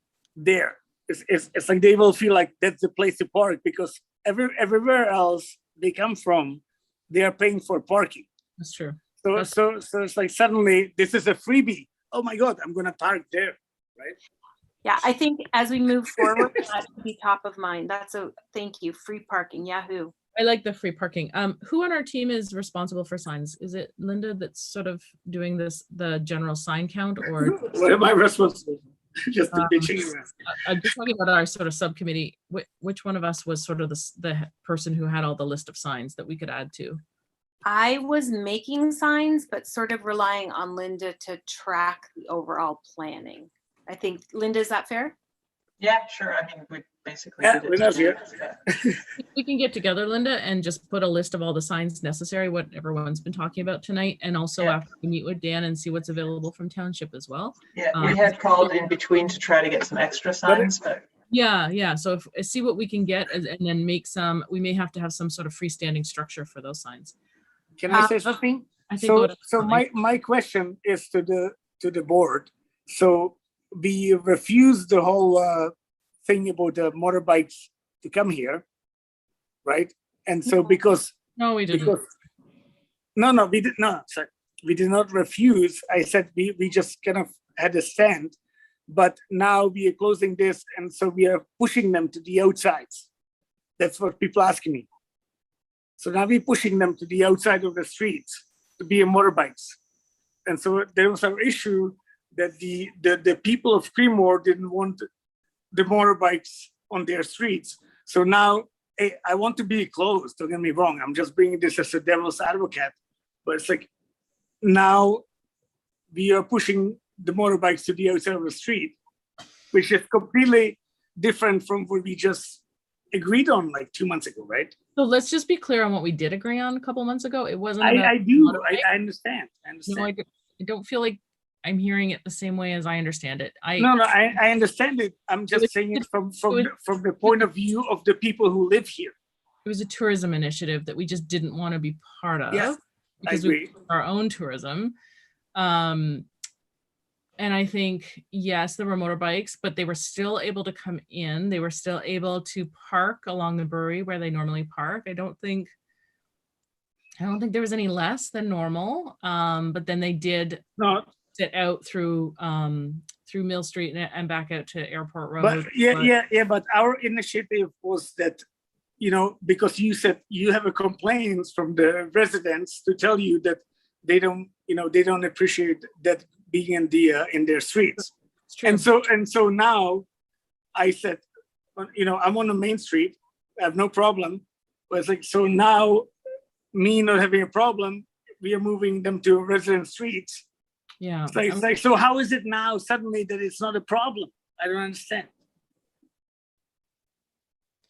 Well, I think what we have to do is listen really closely to our community and understand if this has. Well, just wait until they complain. Yeah. Well, I haven't heard yet, but I'm willing to reach out to the residents to find out if it has become an issue. I don't know right now. I don't know the answer to that right now. It's hard because I'm just being devil's advocate. I'm not the best. It's tricky, right?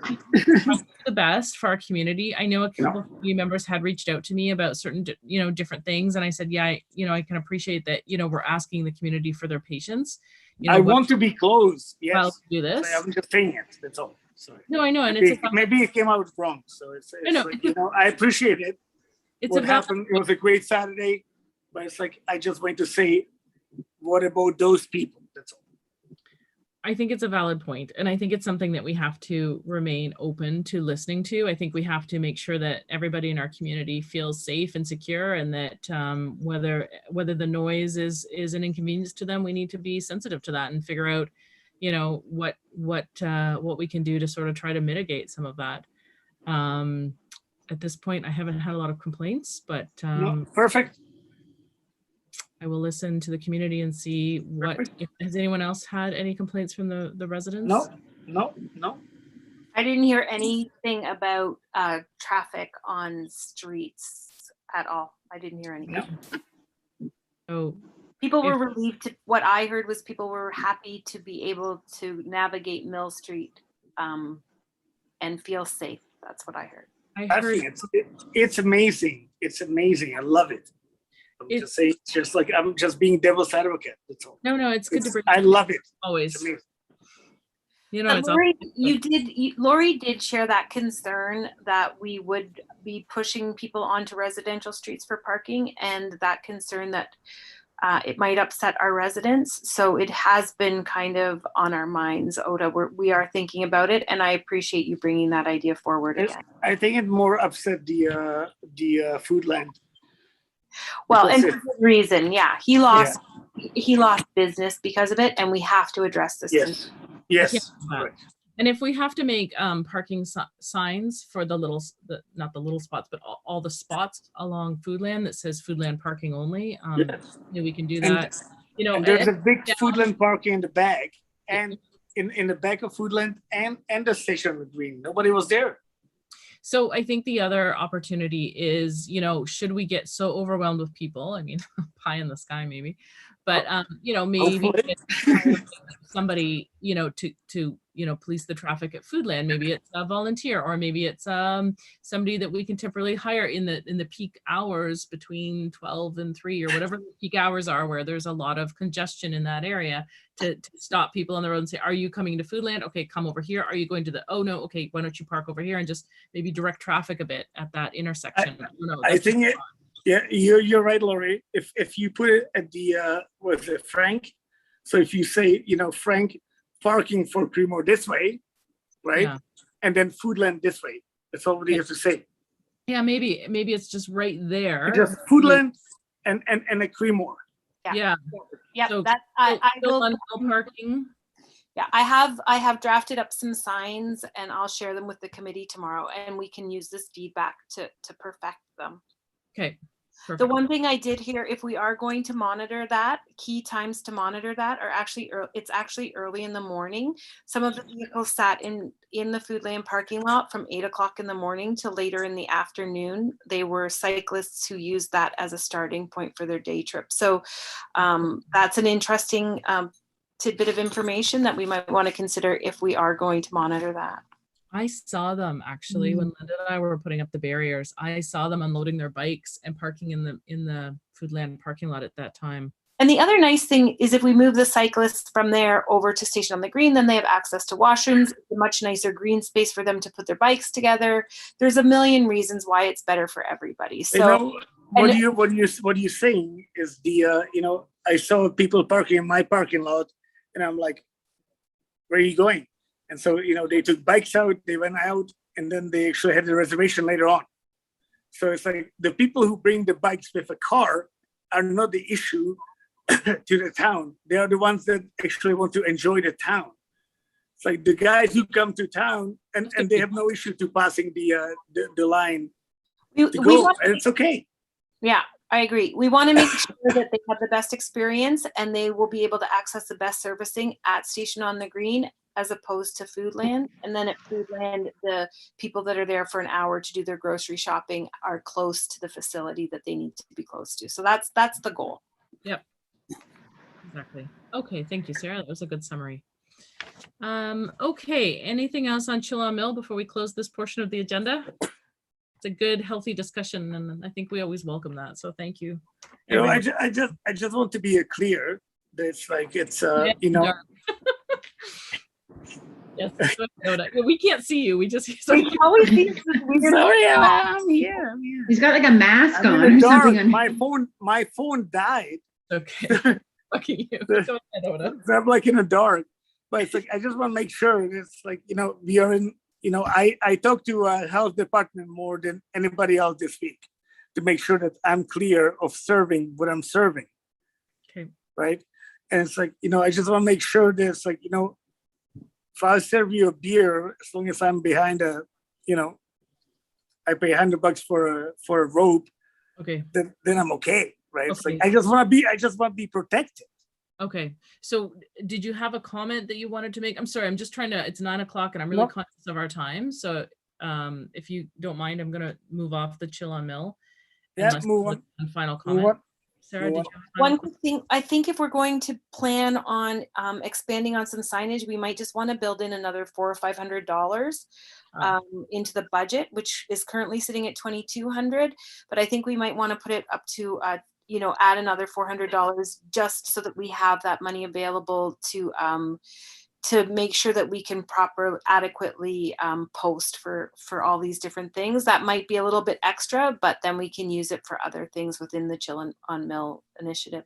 We had $2,500 in the budget, and and then you clawed it back a bit, so we're probably fine then. Okay, good. As long as that's what's approved on the motion, 2,500, and I think we budgeted 22 just to sort of be conservative. But we can certainly. Okay, perfect. Uda, do you have a final comment? No. It was agree. Or... Yeah, there was agree. Sorry. Okay, great. So thank you, everyone. If there's no other comments about Chilliwack Mill, we're always happy to talk. It's a big initiative. It's really important. So I'm glad we took the time tonight to discuss all these things. If anyone has anything else, obviously you can still direct it to Linda or myself or Sarah, and we'd be happy to problem solve or try to figure out, because we certainly want to make this successful for everyone.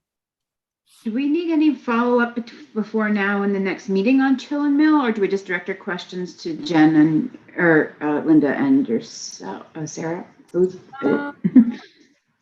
wouldn't hurt if we felt that we needed just like more feedback and sort of more surveys. We're hoping to do more surveys as it goes. Or maybe if Linda hears more or we see stuff on Facebook, then we can then decide if we do a pop-up meeting or something to, if there's any concerns that we need to address. Sure. One of the decisions that we'll have to make at some point is whether we continue this.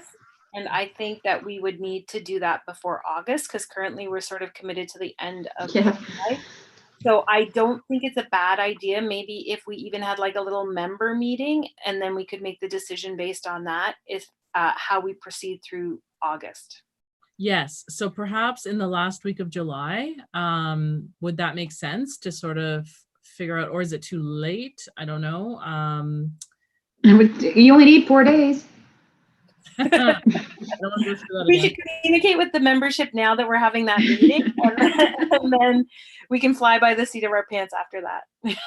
Yeah, so I'm thinking around sort of the 27th of July. Is that, what do you guys feel about that date? If we sort of put up a special meeting to discuss the continuation, mill into August. It's okay, but Does everyone think that's a good idea? 7 p.m. Kayla, could you make a note of that? Yeah, I'm just putting It'll it be a in. general meeting, open to all membership.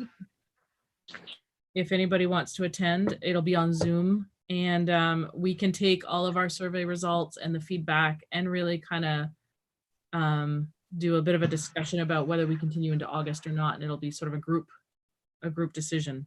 And I'll post meeting. Okay, great. Thanks for that. Okay, thank you, Sarah. Good point. Okay. Just in other event news, I think we should all note the work that Jen did around Canada Day, and we did have a number of people did down.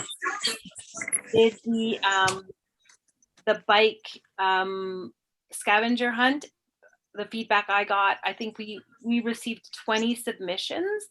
The winner of the prize was Marlene Gilmore and Irene Davenport. So they won the scavenger hunt draw. And yeah, so I think it felt appropriate, and it was a nice activation for the families that chose to do that. So I just wanted to give you guys that briefing. That's And really thank you, Jen. Thank you for taking care of Thanks. that. Thanks, Jen. Honestly, it was Thank you. the library did a lot of it, and then I just added to it, so it was really helpful. Great. Yeah. So the library and Clearview Chamber as well were really active in that. So hats off to them. I think it was a great addition to the street, and it really spoke to the heritage of the bike parade, and hopefully next year we'll be able to go back to the bike parade. I think we all missed that. Yep. Okay, thank you, Sarah. I had that on my list and somehow I missed it. So thank you for that. Okay. Events. So here we go. Public participation, number 8. We have Mylin here. Now we have somebody from the public. I don't know if we have anyone else from the public that would like to comment. Mylin, do you have anything you'd like to comment on at this time? And this is the public participation section, and you can bring anything to the board that you choose. Jennifer? I don't think that I have any new additions to your agenda. No, just talking about our events that we're going forward with. And yes, I agree with the 27th meeting to look after whether we're going to go forward with Chillin Mill. Great. That's all I got. Thanks for all your input, Mylin. Yeah. We're really happy you're here tonight. Really helpful. Okay, so I'm gonna If I may, yeah, of course. it's the you know what? It's the you said public participation, but it's the it's all tourists. There's not really much of locals supporting this the Saturday event. Oh, I think And then you do, Lori, Sarah does, everybody, but it's the we are I think we want to bring more of the local people, but they're not coming. So maybe they don't. They run out of money. It's okay, but it's the I'm just saying it's like it's all the outside people right now. It's not town of Creemore supporting us right now. With you on that. I had a lot of local people, a lot of people from the community that walked into town that said they felt safer and they had not been downtown on a Saturday since the pandemic began. And we saw lots of locals too. Certainly some of them made a point of coming in and telling me, and some of them told some of our team that works here the same thing, that they were so happy that they felt safe and secure and they were really happy to walk downtown. We are busy. I'm just observation to say it's not our people. So I'm telling you, It's- for Sarah and me and some of the others, it was like we certainly did have. Okay. So I'm Alright. sorry, maybe you didn't have that experience, and that's fair. But we did. I certainly did. So I thought it was really nice to see. Also, remembering that that is the biggest, I mean, this week is kind of the biggest travel week for people to leave their community. Honda shut down. A lot of people are out The traveling. next 4 weeks, probably. So we're very thankful to the tourists that were here. And that it's nice that we have a mix of both locals and tourists, because that ensures that we're busy all the time. So it's amazing. Yeah, Yeah. we need all of them. That's the point. We Hey, all. I need all- loved it. I'm just trying to throw an argument there. Okay, so so let's move on to the financial report, Sarah, if you're able to talk about that and the levy. oh my gosh, guys, I did like the whole financial report. I had all the P&L and everything all done, and then I forgot to send it out. I am so sorry. That's super. It's all good. Maybe you could circulate it to us. I will circulate it. But are you able to put your sound on mute? Mute, Oda. I can mute them. Okay, great. Thank you. No, I can't. So I apologize. I will circulate a full financial report. We're in great shape. We have been spending money in accordance with the budget, so there's nothing really remarkable to tell you. I think that's my report, but I will circulate the actual P&L. I apologize. It's all sitting on my desk. It's really busy. It's totally fine. We understand. It's a busy time of year for everyone, so we appreciate all that you do as the treasurer. It's really double duty. Yeah, it's in good shape. Do you have anything that you'd like to tell us about the levy review? So I would like to also see if we can set a meeting for the levy review, perhaps in October, in advance of the AGM, because in order for us to increase the levy, we need to take our budget to the AGM in December, and we need the approval of our membership. So I would like to have a special meeting of the BIA sometime in October, or perhaps that's just our October meeting, Kayla, which would be the second Tuesday. And we would specifically be talking to this. We'd make extra effort in order to promote this meeting to our membership. I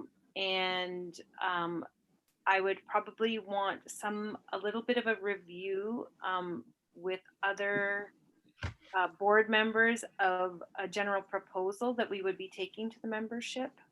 That we would work on, bring back to the board as a whole in September, so that it's prepared and ready to go to the membership on the October meeting. So basically at this point, the idea that I would like to bring forward is that we will increase the levy in 2022, and we would do it in a few simple ways, one of which is to increase the maximum, implement a minimum levy. So those are two ways that we would close the gap. Add some new members if possible, which I just talked to Sasha about, and also make the levy consistent among all properties. A consistent percentage among properties. So that's kind of where we're sitting at with this right now. I'm so sorry. But we definitely need to take it to the membership for their consideration. Okay. I might make a suggestion that the second Tuesday of October is the 12th, day after Thanksgiving. And I have a feeling everybody will be so busy eating turkey that maybe it would be hard to prepare for that meeting. And I think it's going to be a lot of preparation work. So I would maybe recommend the 19th or the 26th instead. That's great for me. If people are comfortable with that, I'd sooner go to the 26th. Does it make sense just to move our October meeting out to the 26th instead of having it the day after Thanksgiving? Because I know probably all of us will be working that weekend, and we'll probably be pretty exhausted from a long weekend. Then did we cancel the November meeting? No. It'll be close. No? Okay.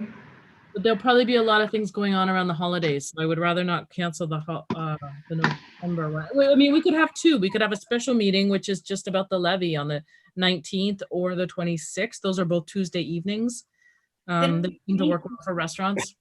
Why don't we do the regular meeting on the 19th and we'll talk about the levy then? Yeah, so we just move it out 1 week. So just because of the Thanksgiving holiday, we'll postpone it. Because probably, Kayla, can you understand that? So we're talking about October. Yep, October 19th will be your regular meeting, but we'll discuss the levy at that point. Yeah, in lieu of October 12th meeting. Yep, and it'll be a membership meeting so that you can get votes. Got it. Yep, done. Okay, cool. The only reason I'm asking is because I know you have bad internet tonight. Okay.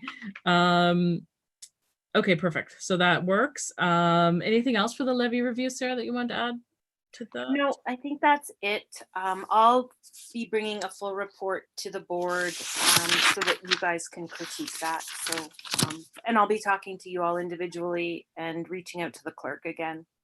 It's a great initiative. Okay, thanks so much. It's a lot of work. I'm happy to help you if you need help. I'm gonna need help. I honestly have to tackle it. Yeah. I know. We're here for you because it's too much work for one person. So we'll certainly help you out. Thank you. Okay, marketing. So basically we need to do a little bit more marketing around Chill on Mill. I think that's an area that we just didn't have the time involved to be able to do a really good job. We have to work a little bit more on our social media around that program. And we have it already scheduled to have some more advertising in the Creemore Echo. So we still have that. Beyond that, I don't have a ton of other budget around marketing for Chill on Mill. Do you guys feel that there needs to be even more? Like, do we want to look at radio? And if so, we may have to increase the budget if we want to do radio ads or other print ads. I know for a lot of publications, it's probably too late because their summer issues are out for In the Hills or On the Bay.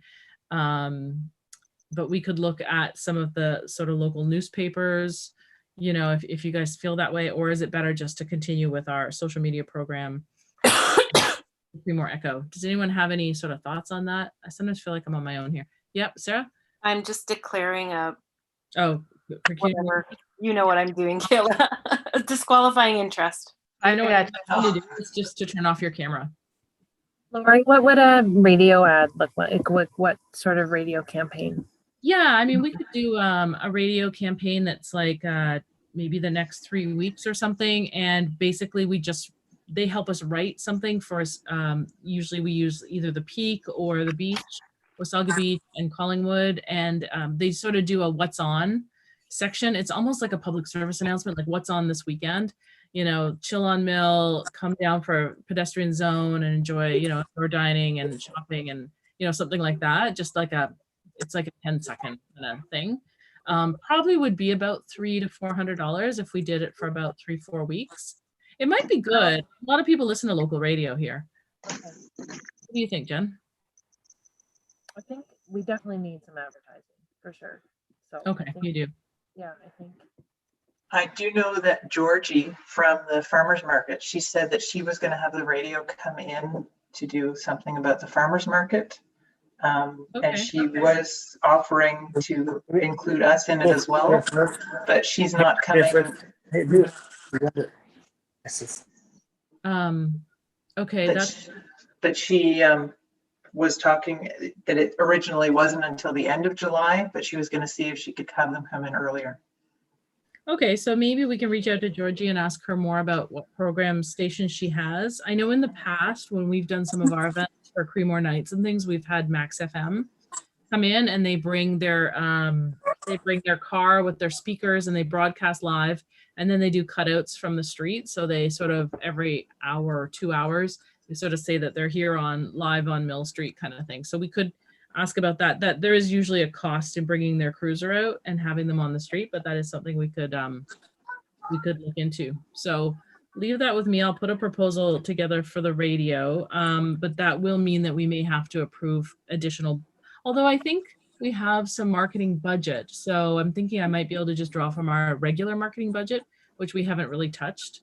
It's hard here because Sarah's our treasurer, so she would know more about that. But leave that with me. I think we should be able to use some of our marketing budget because we have a lot of marketing budget we haven't used yet. So should be covered under that. Okay, anything else for marketing? Because Budget. That's what's coming up. we do have Yeah, budget. Okay. Yeah. Anybody else want to weigh in on marketing or want to help or want to do some marketing? Feel free because there's a lot to do. Yeah. So my point is, I love Georgie, and she's my also cook at the golf club. She's like amazing. It's like it's what we get on Saturday. We get what we would get without marketing, right? So we didn't do any marketing. We will get those people anyway if it's good weather. Right. So it's like by us advertising for $400 will not bring new people. It's like let's focus on people we getting. Those are not our normal people on the daytimes. So it's like, you know what? Let's cash on the people we're getting for free right now, because it will not increase by getting more. There's no more to give them in town or the farmers market. It's like, you come there and they will look at it. It's like, well, there's nothing here. So it's like, if you're gonna spend $400 to say, hey, come here, they look at it as like, well, there's nothing here.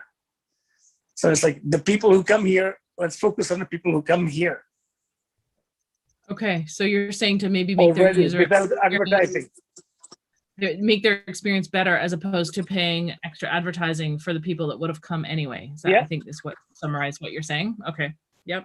Sure. So yeah, so what are you going to advertise to come for you, right? That's the thing. So it's like, I mean, I will love to shop in your store before anybody else, anywhere else. But it's like they don't know it. It's the it's like the people who come here. Let's focus on the people who came here. Well, I'm just looking at some of the initiatives that other towns have done, like Open Air Dunlop, and they've been doing some advertising. They come to their town. You do something similar. Heather, did you have a point? Can we look into RTO 7 funding? Oh, it might be too late. Do you know anything about that, Heather? Is that something you could help us look into? Yeah, I can look into it. I bet we've missed the deadline on that, but it would be interesting. I think it's open. I think it's open for the year without deadlines, but I can double check for sure. Yeah. All right, the last meeting I think from that I sat in for Simcoe County, I believe there was still money that was available. Okay, we'd have to look and see because there's all kinds of different programs, so we may have to look at their website and see which ones we might qualify for, but that would be really interesting. Yeah, I can also touch base with Amanda from Clearview Township because she's very close to those things as well. And she can help. Just direct. Yep, for sure. Okay, sure. So let's if you want to circle back with me on that, that would be great. And I can figure that out. Okay. Anything else about marketing? Linda, did you have anything to add about the marketing for Chilla Mill? We know we need to improve it, but the question is, like, I do think that we should definitely maybe have Joey come in and do a bit more Instagram because I'm not able to at the moment. It's just not working on my phone. Yeah. But yeah, he had another commitment last Saturday, so he wasn't able to join us, but he hopefully will be here this Saturday. Okay. So I'm going to move on from marketing then, if there's no other further comments on marketing. And Sarah, you did see Sarah's message in the chat, right? Nope. But we have budget. No, another message. Oh, Oda has a budget.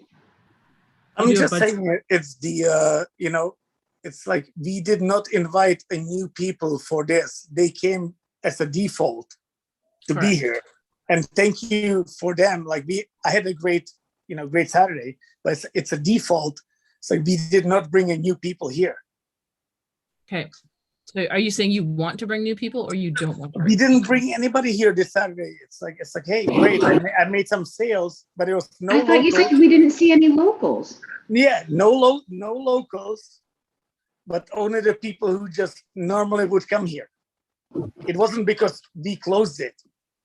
I mean, it was successful financially for me. it was successful financially for me. I just want to make sure it's like there's no. I mean, when you look at the objective of why we did this, it was for the safety of the people that did come. So it was no different probably than the weekend before and the people that I came agree. like agree. this weekend. But what we were trying to do was enforce a better, safer environment for those people and have a better visitor experience when they did come to town. So you're right in that respect, but they would have come anyway. The idea is, do we want to invite more people? Because it feels like, from what I'm hearing from you guys, from a takeout perspective and things like that, you could have more lineups, you could have more people. So I could, and so brewers bring a new vendor. So okay, well, I think you've already lost a lot of that. Sorry. We're actually opening up a restaurant. I'm tired, guys. Sorry, I'm tired. I think We all are. Have a rest of the oven for the little boy. It's 9:23. Okay, so let's is there any new or unfinished business that I have some new business. Okay, Sarah. Sorry, I just wanted to give some feedback we received regarding the inclusion of non-members in our publication of Oh yeah. Sorry. of our rack card. We made the sorry. decision, Lori and I made the decision to include a couple other people that fell under the dining and shopping categories for this year's BIA rack card. We felt that it had value to the consumer, and we also sort of felt it was unneighborly to leave them out because they are a service that people who are visiting might need. So I just kind of would like to bring forward perhaps like a policy discussion around the inclusion of adjacent commercial activities within the settlement area, and give us the right to, put them on our rack cards, on our website as the marketing committee. Thank you. I mean, it's really only a couple businesses, but it really, it just doesn't feel like it serves any purpose to exclude them. And it's part of our downtown offering. So by excluding them, I mean, we always look at things like you say, Sarah, from the visitor experience. So from our visitor experience, they don't know that they happen to be 10 feet outside of the BIA zone. So therefore they're not technically BIA, but they're part of the downtown community, and they serve the customers just as well as everyone else. So, and with our levy and some of our boundary changes, that might change this year. But at the same time, it is nice to include people in our settlement downtown Creemore area. So thank you, Sarah, for bringing that up. Did you want to put together a motion, or does anyone else have any other thoughts they'd like to add about that? Does everyone understand what we're talking about? Sort of? Is there any confusion? Okay. I just want to make sure, because I know it's getting late and it's hard to hear sometimes.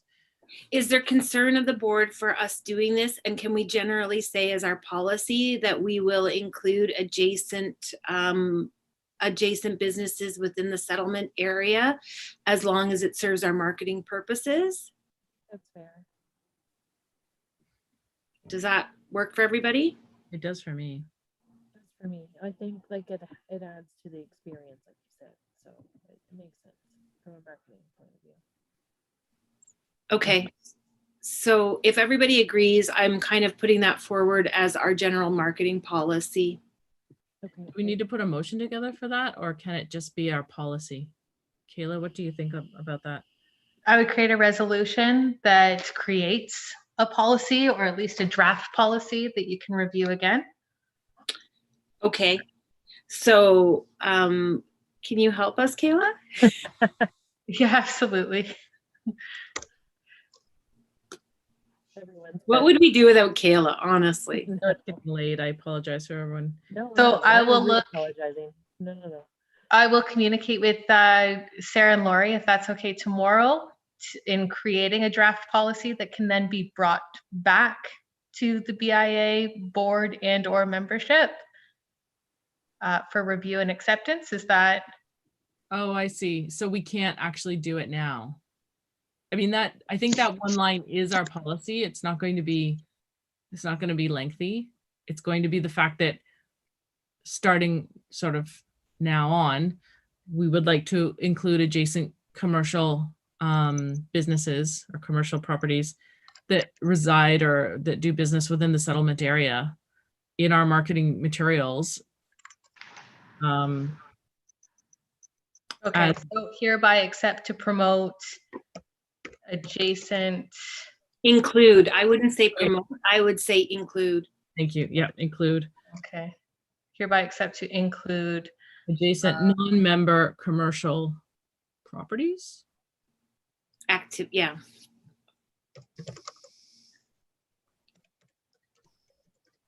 Within the settlement area of Creemore.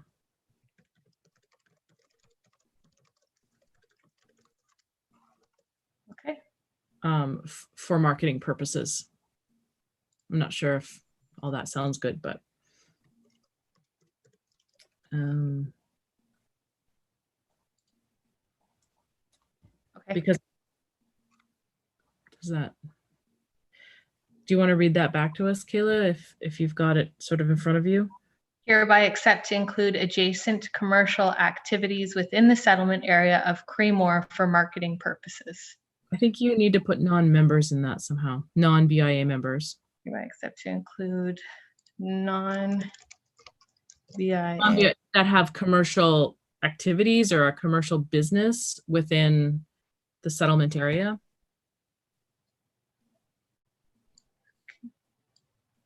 So hereby accept to include non-BIA members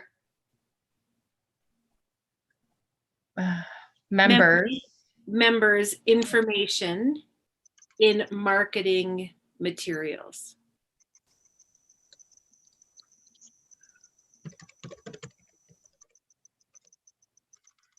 information, non-BIA commercial, non-BIA member information. You guys wanted commercial activities somewhere in there. They're basically businesses that are non-members, if that helps me explain it better. They're businesses that are not members of the BIA that we are including in our promotional materials or in our marketing materials.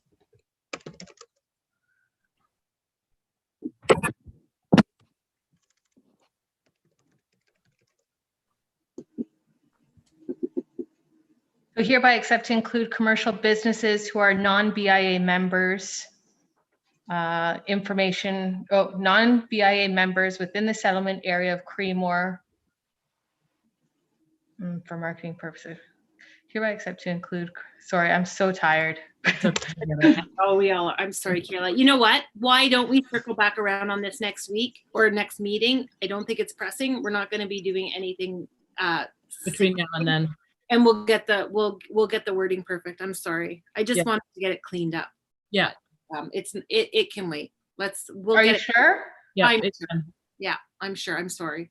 It was a point that Sarah brought up this week, and it's important to think about it, but it's not like we need it right away.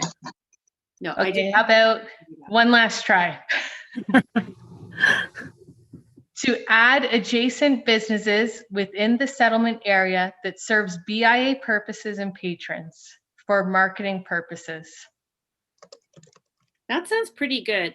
Yeah, I think we've got it all there.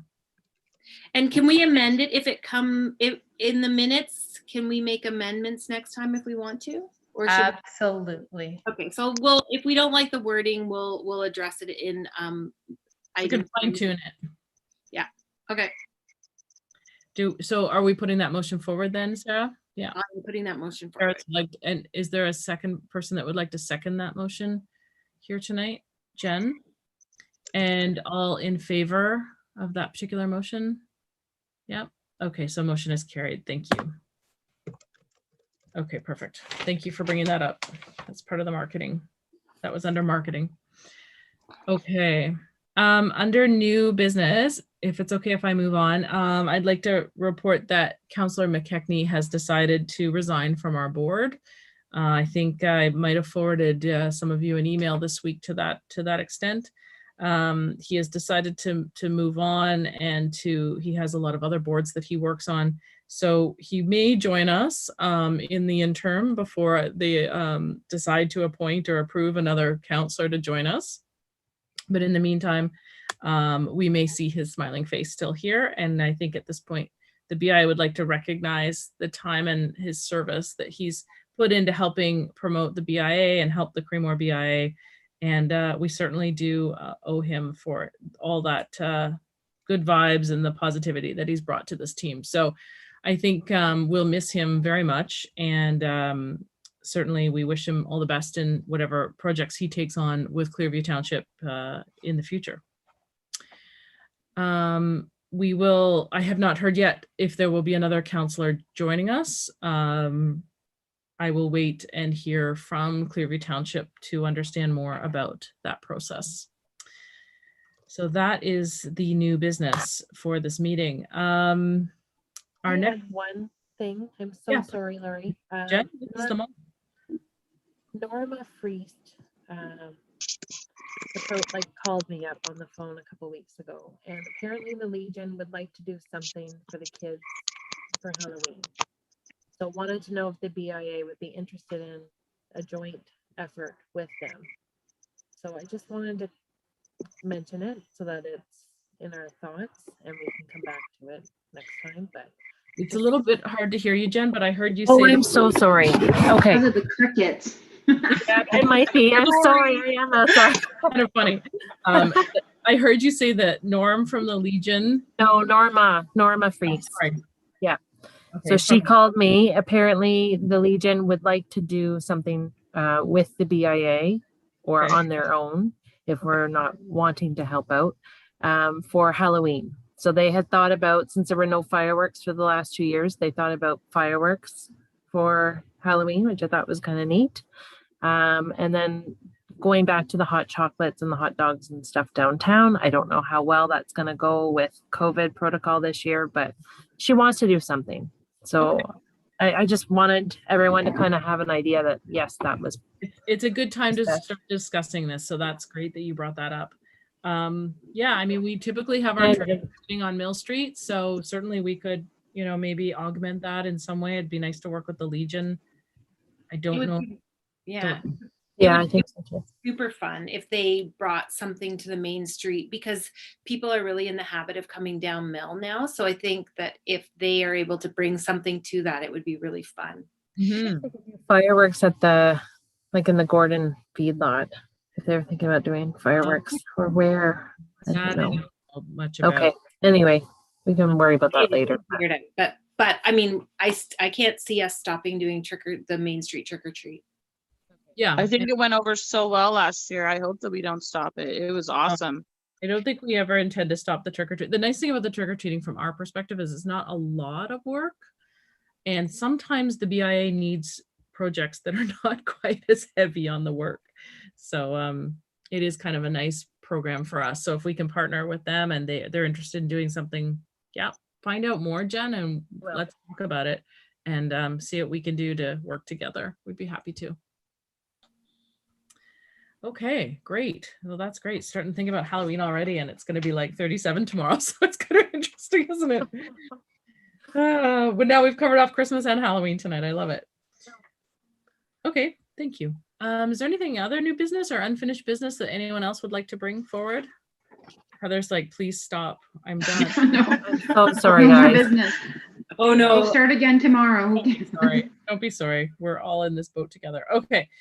So our next meeting is August 10th, unless we have a special meeting in between, which we said we may have on July 27th. So our next meeting, in fact, is July 27th at 7 p.m. And then our regularly scheduled BIA meeting is August 10th, which is a Tuesday at 7 p.m.